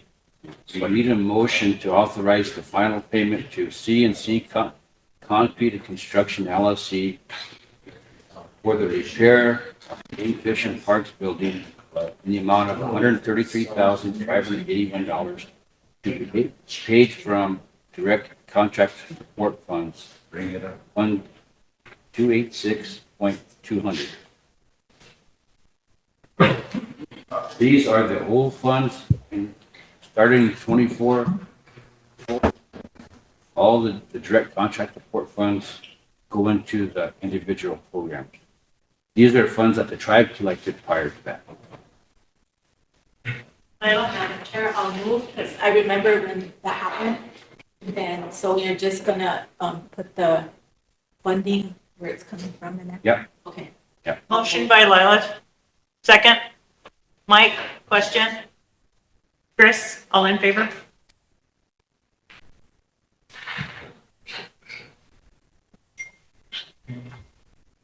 Bob, Opposed? 0, Not voting? 2. Motion carried. Thank you very much, Council, and just 1 minute for a report. As all of you know, we've been having a lot of difficulty getting some of our grants released. One of the big ones is that tribal electrification grant. We've sent letters, Colt sent letters, Great Plains sent letters, but we're not getting a response. So I talked with our attorneys yesterday, and they want to know if we should send a letter to the Assistant Secretary of Interior demanding the release of those funds. That puts them on notice. They have 30 days to respond. If nothing happens within that 30 days, then we can file some sort of appeal. Let you know that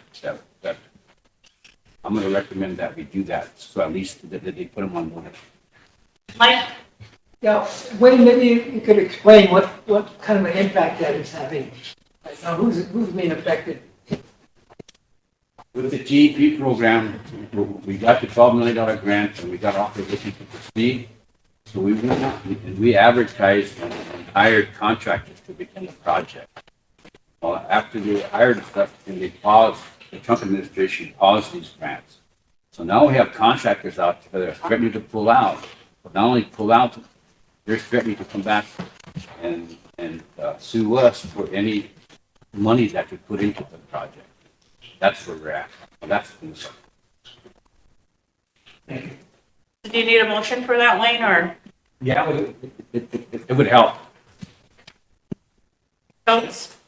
Totes, motion made by Totes, second by Lila, question by Marion. All in favor I of? got a question. Oh, sorry. I got two questions. So Wayne, what was this grant you're talking about, the last one? We'll have Called him- the Tribal have him read it to you. Electrification Grant.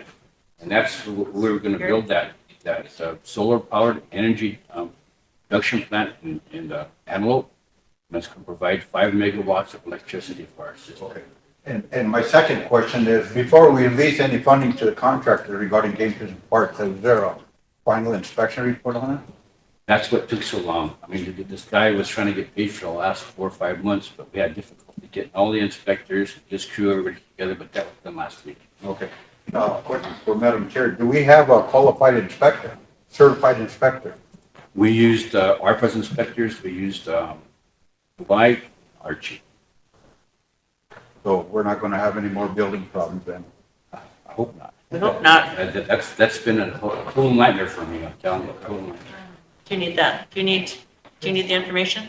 Wayne, can you read it into her so she can put it as part of the record? Yeah, we can make a motion to authorize our Attorney General to submit a demand letter to the Assistant Secretary of the Interior regarding the release of our tribal electrification program grant funds. All in favor?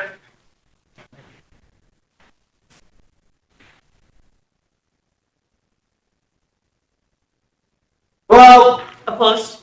zero, Not voting? two. Motion carried. Council, can we take about a 5-minute break and then get back to resolutions because we're gonna start losing people after lunch. So take about a 5-minute break and come back in, please.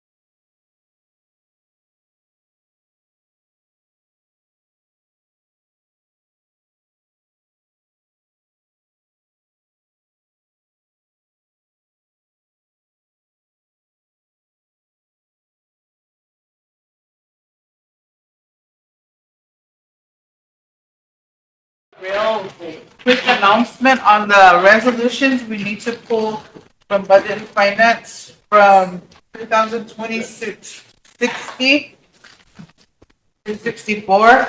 Due to the time constraint, the time has lapsed, so they're just pulling them.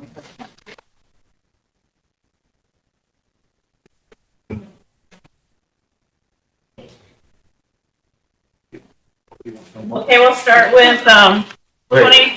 What'd she say? Which one's who, her? The budget and finance resolution, what? Yeah, those ones that say one-time funding except the first one. The first one is still good, but the rest of them, because the time has lapsed on them, they're not. BIA asked us to pull them. So it's 20, 26, 60, 61, 62, 63, 64, and 65.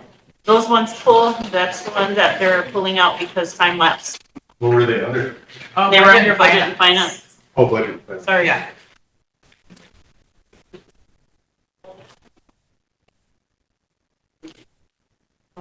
Do they? Do any of you still have your lists? Your. I don't. Okay, Here, well, just. I'll have, can we bring them in?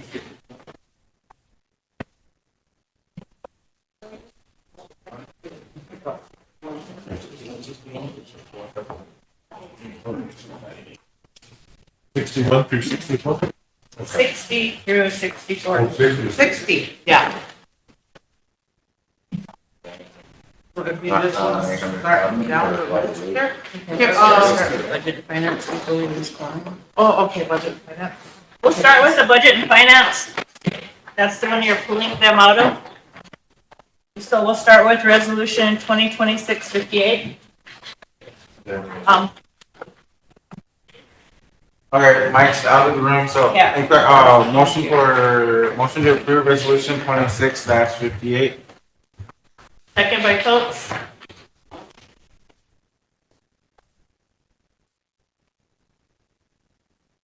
I'll start with, fourth whereas. Whereas the Consolidation Appropriation Act of 2026 contains a COLA increase at a 0.635%. The COLA allocation for both early Head Start program totals $47,091.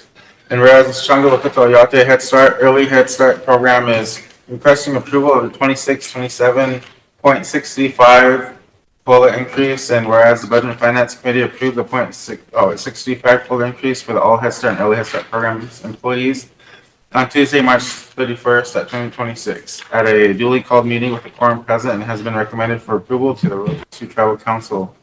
And therefore be resolved that the Rosebud Sioux Tribal Council does fully support approval of 0.635 COLA increase for all Head Start and Early Head Start program staff, and any including any vacant positions. Any discussion? If not, Tammy? Just real quick, this cost of living, will it go, so if it's gonna go retro, will it be also paid to the individuals that, were employed from their beginning of their fiscal year to date? I mean, that before they, that resigned or were terminated? They have a different fiscal year. Yeah, they have a different fiscal year. I assume it works like that. I assume it does. I wouldn't have the actual answer to that though. Okay, so everybody that's. So like, if somebody was working October, November, and then their employment ended in January, they'll get paid that up. Just from Yeah, that. just Okay. to that. kind of. Okay, just wanted to clarify that. All right, thank you. Any more discussion before we question? If not, I need a question. Lila, all in favor?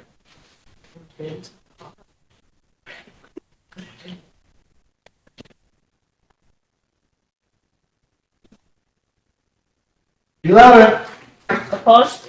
Zero. Not voting? Two. Motion carried. Next one, Chris. A motion to approve 26 dash, is that 39? 59? 59? Yeah. I need a second. Lila? Go ahead, Chris. Let's start with the fifth, whereas February 26th price quote from Northern Plains LLC indicates that the total cost to mobilize, sort, and crush approximately 30,000 tons of concrete is $555,000, rendering the original $100,000 award inadequate to complete the project. And whereas the Rosebud Tribal Roads Department seeks to repurpose this material as being towards the tribal roads projects and requires a supplement one-time funding request in the amount of $455,000 to fulfill the total contract requirement. And the RST Budget and Finance Committee recommends the RST Tribal Council approve the submission of a supplemental funding proposal and the associated project documentation to the Bureau of Indian Affairs. And therefore be it resolved that the Rosebud Tribal Council hereby authorizes the submission of a supplement one-time funding request in the amount of $455,000 to the Bureau of Indian Affairs on behalf of the Rosebud Tribe Roads Department.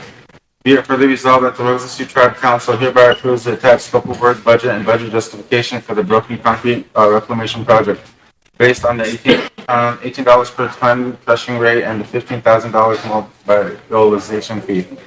Be it further resolved that the Rosebud Sioux Tribe hereby accepts the supplemental funding amount to be awarded for contract A21AV00407. And it finally be resolved that the President of the Rosebud Sioux Tribe or her authorized delegate is authorized and directed to sign any and all related documents to submit this supplemental proposal and accompanying documentation to the Bureau of Indian Affairs. Is there any discussion? If not, I need a question. Wayne Fredericks, all in favor?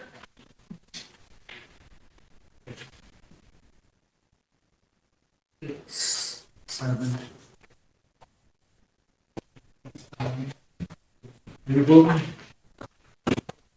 Sure. Carrie. Yeah, sure. Yeah. I just didn't interpret your reading. Ten. Dakota, are you voting? 10. 10, opposed, 0. not voting?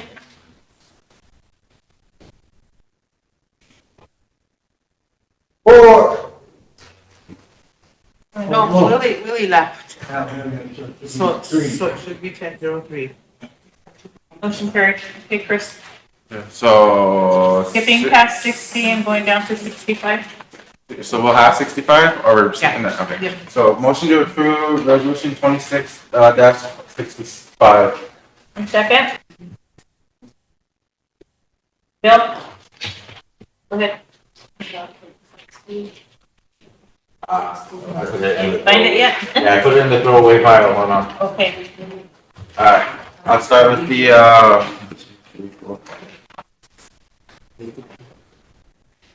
65. I'll start with the 6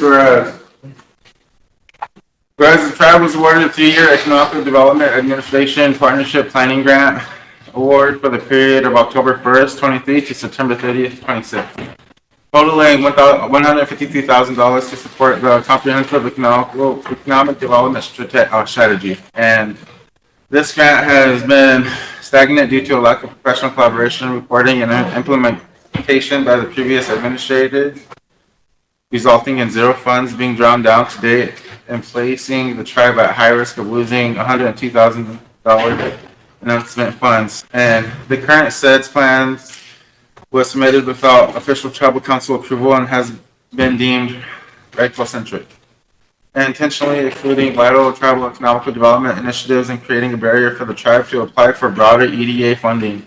And Sichanga Resource Development has a current 630 scope of work that aligns with the strategic planning needs, assessment, and feasibility studies required by this grant. And whereas the Rosebud Sioux Tribe finds it in its best interest of the tribe to resume the administration of this grant to ensure federal compliance with the alignment of the economic resource with the tribe's community priorities. And any and all previous resolutions, motions, or tribal actions that may be authorized from the Rosebud Economic Development Corporation or any other entity or individual to administer, implement, or act as authorized organizational representative for EDA grants award and associate SEDS planning are now deemed contrary to the current economic priorities and the administrative needs of the Rosebud Sioux Tribe. And now therefore be resolved that the Rosebud Sioux Tribal Council hereby is authorized the reassumptions of the EDA grant award from Redco to Sichanga Resource Development effective immediately, and be it further resolved that any and all prior resolutions or tribal actions pertaining to the administration of EDA grant award are hereby rescinded, vacated, and superseded by this resolution to ensure clear and singular administrative authority is vested in Sichanga Resource Development. Be it further resolved that the Roseville Sioux Tribal Council designates the following management structure for the EDA Edge reporting system. Authorize organizational representatives, the financial investigator, project director, the financial manager. Be it further resolved that the RSC Council shall be responsible for all federal financial reports, submissions, and Sichanga Resource Development shall be responsible for all problematic reporting as required by the EDA. Be it further resolved that the SRD is authorized to immediately submit a revised work plan, budget, and budget justification to the EDA to prevent the de-obligations of funds and secure future funding cycles. And be it finally resolved that the Roseville Sioux Tribal Council hereby authorizes the tribal president or the designated official to sign and execute all documents, including a letter of designation necessary to carry out the intent of this resolution. Any discussion? I have one discussion, Sharon. I just want to say that at the Redco board meeting, I did address this and I did express that the council's very upset about this situation. And I'll bring it up again at our next meeting. No further discussion. I need a question. I'll call for the question. Carrie, all in favor? Sherry, question. Are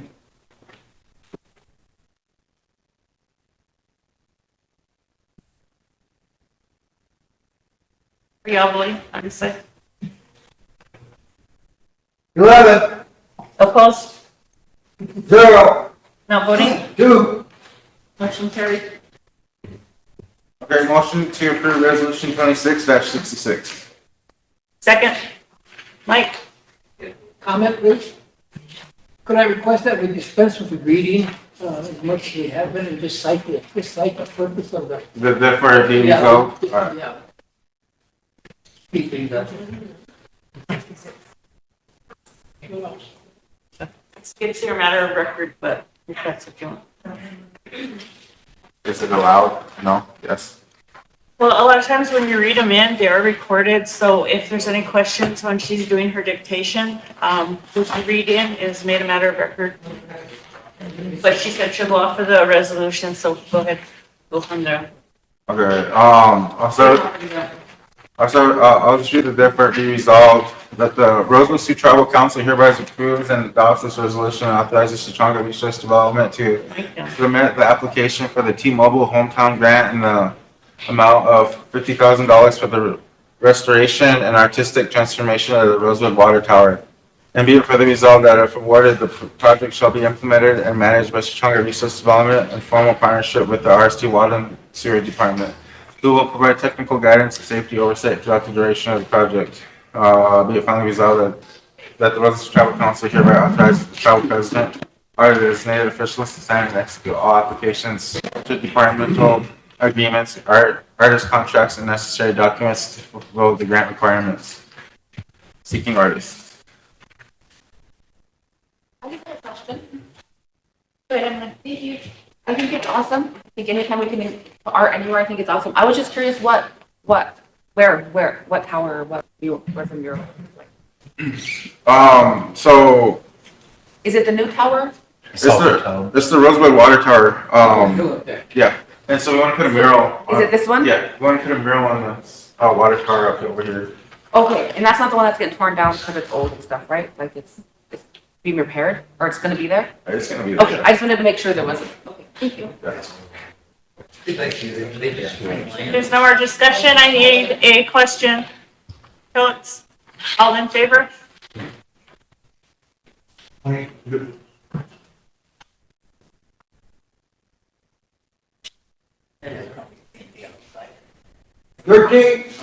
Opposed? 0, Not voting? 0. Yeah, good stuff. Motion 2666 approved. Go ahead, Chris. Motion to approve 26-67. Yes. Votes. Go ahead.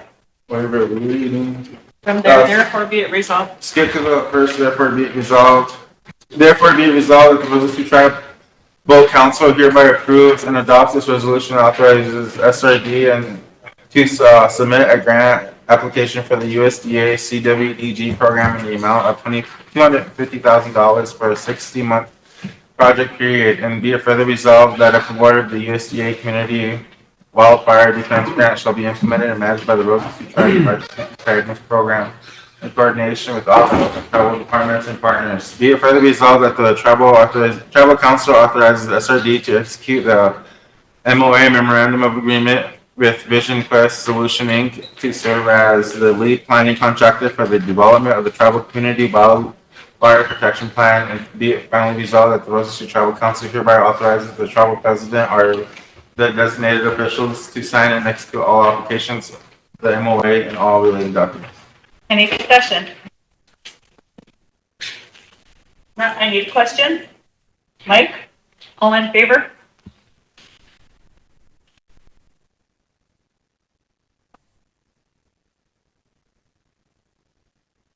Jump. 13, 68. Opposed? 0, Not voting? 0. Motion carried for 627. Hey, Chris? Motion to approve 26-68. Lila? Hold on, Chris. Sherry had a question before we move into the reading. She said. Oh, you both did then. Go ahead, Chris. Sorry. What are you reading? Go to. First, therefore, be resolved that the Rosebud Sioux Tribal Council authorizes the acceptance of the OBC grant award and approves the attached grant budget in the amount of $435,462 to be implemented by the RSD Victim Services Program. And be it further resolved that the Tribal Council hereby authorizes the tribal chairman or official designee to sign all pertinent applications and contracts. Any discussion? I do, Hey, sure. is this the one that's housed under law enforcement? I believe so. The Justice Office for sure.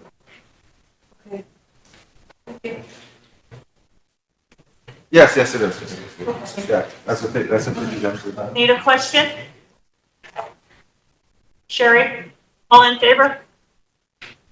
Voting, Ben? Wayne? Chris? Oh, sorry. Tammy, Sherry? 13, Opposed? 0, Not voting? 0. Motion carried. Motion to approve resolution 26-75. Second, Lila? Skip to the final. Therefore, it be resolved. Therefore, be resolved that the Rosebud Sioux Tribal Council accepts and approves the recommendations of the RC Tribal Budget and Finance Committee and authorizes the Rosebud Energy Service Company (RESCO) to implement the TSAF of $100,000 on behalf of the Rosebud Sioux Tribe, and be it finally resolved that the president of the Rosebud Sioux Tribe or the authorized delegate shall be authorized to sign any and all documents related to the submission of a grant budget for the Tribal Energy Alternatives Tribal Solar Accelerator Fund and to accept the budgeted grant award bid. Any discussion? Tammy? Chris, on the fifth whereas, it's got, doesn't have an ordinance number or number on, those are left kind of maybe implemented amendments. Yeah, I like to make an amendment with whereas to add those ordinance numbers and the on the dates too. As amended. Again, yeah. The Secretary's office will get that and add it as amended. With that, I need a question. All the questions. Mike? All in favor?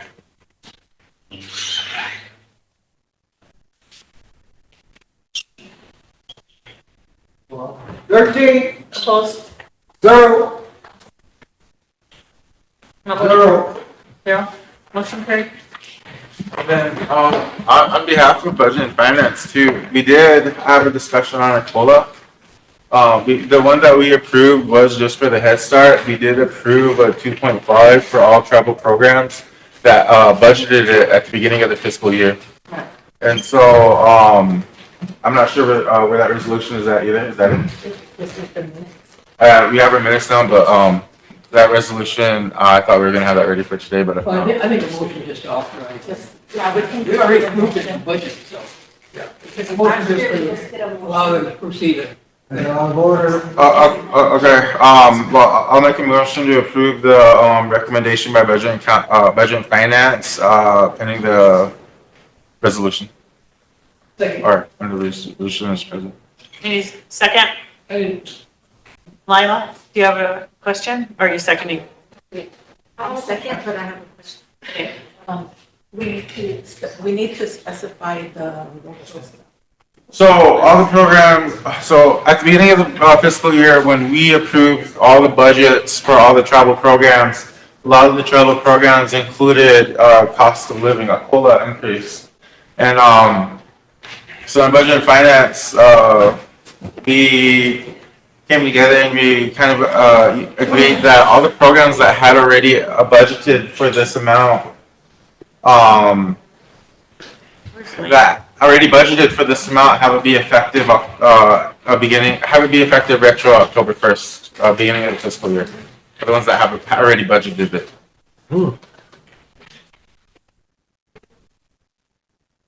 Emily? I just have a quick question. Sorry. For my notes, did you specify only those that have it budgeted and that was approved at the time of budget? Yeah, Okay. yeah. Because I know sometimes that kind of starts a thing. Okay, thank you. And then I guess that'll, for future budgeting, just start considering the projects that each program has that they want to incorporate to start including those in your budgets. Chris, you should also, as part of the motion, include Head Start. Oh, yeah, okay. They were budgeted around 6.63, but now we're They're going gonna- to, so they weren't approved in the original budget. So just include it in the motion. in that way. Hold on, Emily, Tammy's next, and then you're Clarify for that. Tammy. I just have something really quick to say. I don't think we need a resolution. It sounds like we did one last year. I think we just did a motion. Okay. And retro is that. Okay. Emily? Sorry, just from Education Committee, I just wanted to clarify that we approved that COLA earlier because that was originally what was in the budget. Since the tribe was going to move forward with the 2.5, they went back and checked their budget and they do have enough to cover the 2.5. So just in case there's any questions on where that money would come from. Yeah, and then to go off of that too, we still had to approve the resolution that was sent forth, so that kind of why we approved the 6.25 for them. But so I'll amend my motion to include Head Start, early Head Start for the increase, and then to resend the idea of the resolution part of it, I guess. But make those amendments to my motion. So I'll read this back to you, Chris. So motion by Christopher Eaglebear to approve a 2.5% COLA, is that retro? Yeah, a COLA retro October 1st. For only those programs who budgeted this amount. Yeah. By recommendation of the Budget and Finance Committee and to include RSD Head Start program. Yeah. I have a quick clarification. Okay, Emily? Would it be to implement that? Because I Yes, thought the implement. discussion was we already approved that with our budget. And so now the Yeah. motion is just to implement what was already approved of. Okay, As amended, implemented. okay, thank you. Yeah. Okay. Thank you for that. No, you're fine. I just wanted to make sure. Hey, Lila, question. Or me, second. Mike second. Okay. Any more discussion on this? If not, I need a question. Tammy? All in favor?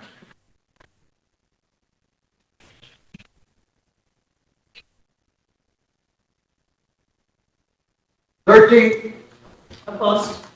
Not voting? Motion carried. I think that's all we have for budget and finance. So Chris, I have a question before we move on. I got you, Mike. I do have a few more, budget finance and the legislation resolutions, I'll go ahead. Okay, so in your budget and finance discussion, so I know that everyone was told at the beginning of the fiscal year to include the COLA into their budget. So the ones that do have it included in their budget will receive it. Did you all have the discussion on those that are not, that are paid through the general account? So that is not taken care of? I think we still have to make like a finalized decision on it, but that won't come until the 28th. Okay. I just want to make sure that there's awareness. There's, All and right, that's why it's gonna go into the next meeting. all right, thank you. I'd like copies of the resolution, like, Ben could pass them out. Okay, wait, sorry. Are we I gonna, see you, but that's my are we bad. gonna continue on, or are we going, time sensitive? We're still in budget finance because he had emergency legislation. I know, but I mean, like, for the. We're just gonna do resolutions today and then be done. Okay, I didn't know if we were gonna keep going through all of them. I just have two that were, I wanted to make sure. they were Until we time lose sensitive. quorum, because we will lose quorum. Yeah, Because there are, we already lost one, and there's other people on the list that are gonna be leaving. yeah, because there's multiple on land and natural, but two of them are time Yeah, sensitive. we'll get as done as many as we can. Before we lose quorum. Sherry, when are you leaving? Earlier you said that Red Hill people were leaving. Oh, economic I development. mean, economic. I think we could probably stay until we break quorum if we're not gonna take a lunch break and keep going. Or what are we doing? We should take a at least half-hour lunch break. Okay, that sounds good. If you wanna, well, People leaving at lunch? That's two. Oh, two? No, you guys are, you guys will have it with 11. That will give you guys with 11 when those two. so after we finish these ones that Mike's bringing on, then we'll take a half-hour lunch break. And then come back. Come back. Economic development only has 3 resolutions. Right, Mike, you're up. Okay, Madam Chair, the resolutions that you were just handed. Motion for Emergency legislation. Second, planning number? Yeah. 226-78. That's what, 78. 226, that's 78. Okay, need a question? Emergency legislation, Tammy? All in favor?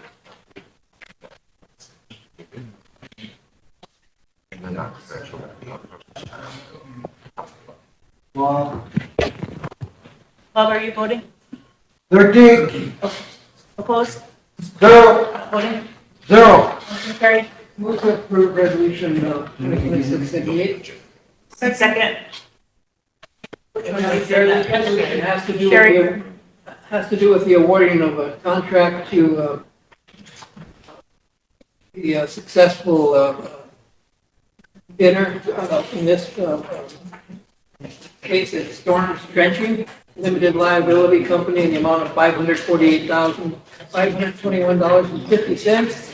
And this is to connect a newly constructed Rosebud Rural Water System domestic water production well to our existing chlorination building. Motion to approve. Any discussion? If not, I need a question. Bill? All in favor?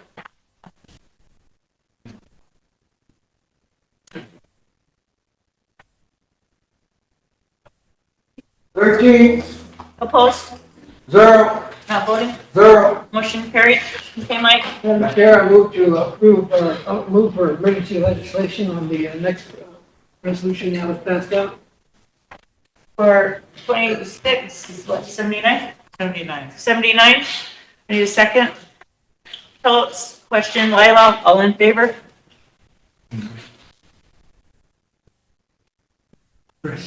I'm sorry.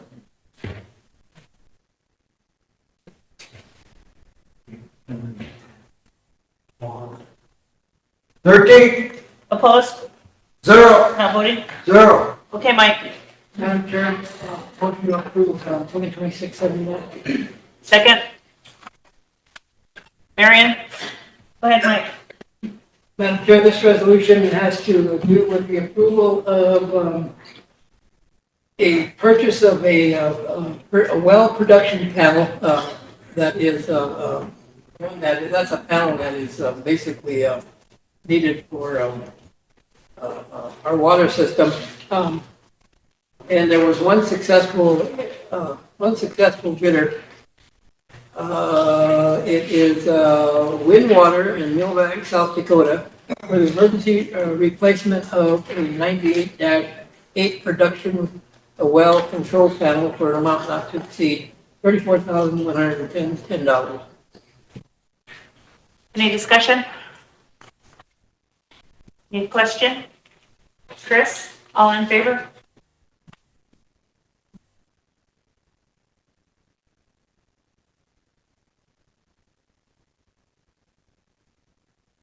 Mike? Coach? Sorry. 13, Opposed? 0, Not voting? 0. Motion carries. You saw it, Mike? Okay, one more. One more?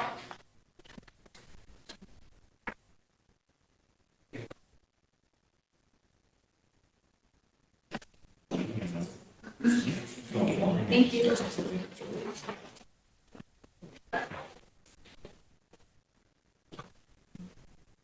Madam Chair, this next resolution, I'll move for emergency legislation. Second by Sherry. Question by Coates. All in favor of emergency legislation? 226. Does it have a number? No. Emergency legislation. 80. Sherry, Tammy, are you voting? 13, Opposed? 0, Not voting? 0. Okay, Mike, 2026 Chair, I'll 80. move to approve 2026 80. Excuse me, second. Bill? Hey, Mike. This resolution will authorize application for funding under the Edward Berg Memorial Justice Sustainable Grant Project in the amount of $58,979. The grant will be submitted to provide legal and judicial services. Can't say to who, but I guess that's basically what it's for. Provision of legal and judicial services, probably for ourselves.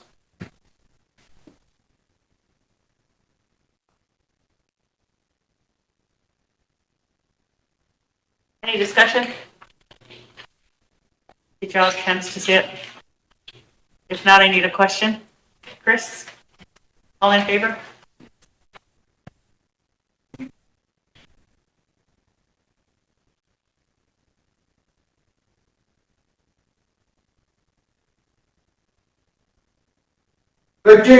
Opposed? 0, Not voting? 0. Motion carries. There's an attachment to this resolution that kind of explains the Second, Tammy. Okay. Tammy? Mike, who submitted this? You know, I'm not sure. Frankly. For which program? Yeah, SRD. Say that in the resolution. So council, let's take a half-hour break, come back at 1. And then it's requested with this funding from the Bureau, through the Bureau of Indian Affairs. Madam Secretary, when you go over these, can you make sure that they say who's requesting the funding, who's applying for the grant? Yeah, I will, but I haven't seen it. He just got an email to us, Louisa. Okay, break until 1.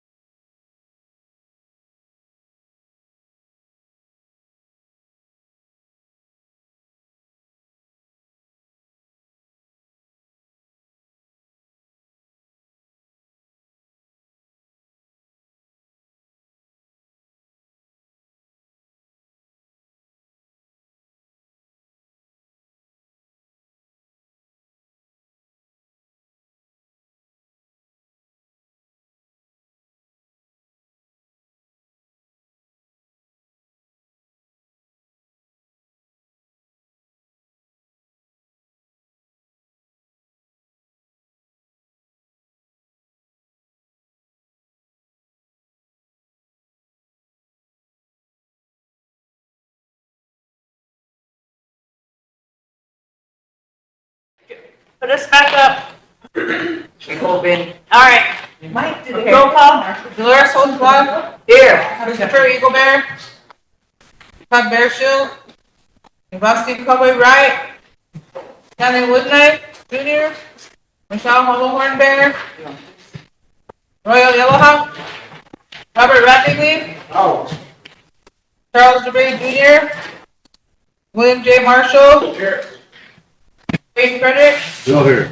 Emily Boyd Belongia, Elvin Bearhill Senior, Sherry Wright Saint here, Tamalon Wilcox here, Lila Josephine, Michael Bolt Senior, Here for sure. William Kendall, and Black Bear the Third, Mary Little Thunder. That's how we've lost the quorum, so I will adjourn. And I guess when I was gone, you guys did a special meeting, so we'll see you all then. I hope a lot of you can go out to the casino the next few days and see all the people that are coming as a part of that 150th.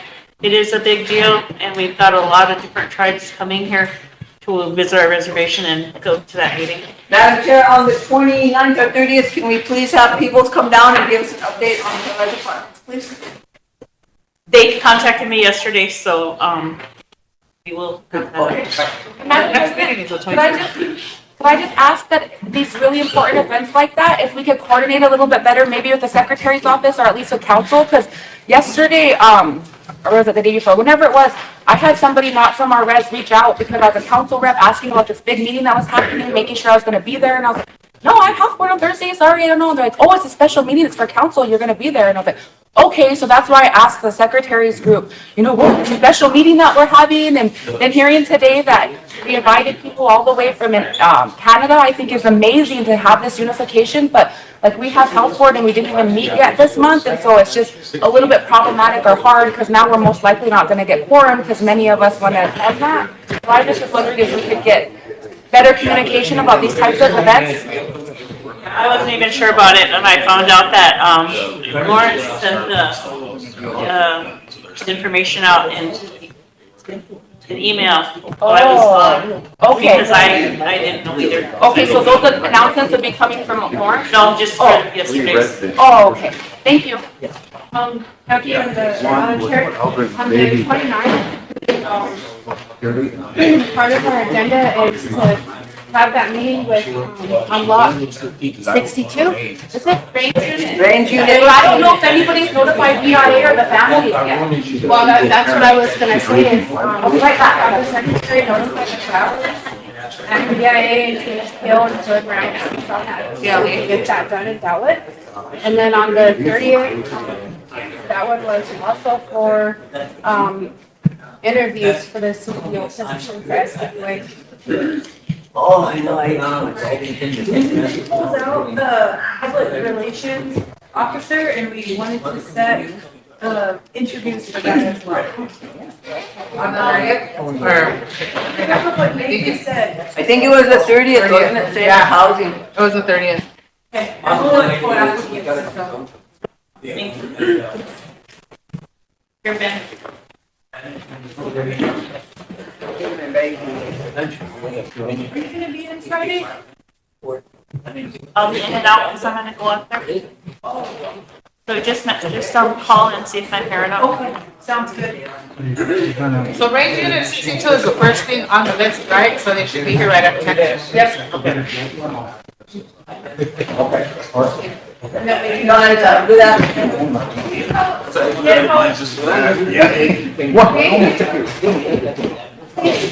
Those are the three so far, and I'm pretty sure there's other two. I think that's all.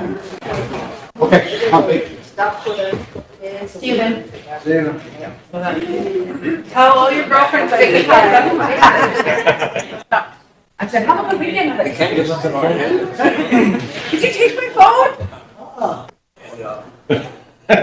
Ben, if Ben comes back, tell him to put this in the secretary's office. Okay. His backpack. Tanya, take this to your office. Okay. Well, that's not it. Chinese. Crazy. Start naming names. Yeah, you're on. That was probably the wrong way. But I think everybody understands that. The primary thing was, I know. They great people. No form. Decided, well, I don't like this. Well, maybe- oh, yeah. Or dad, one. Next week. Maybe this guy. Um, But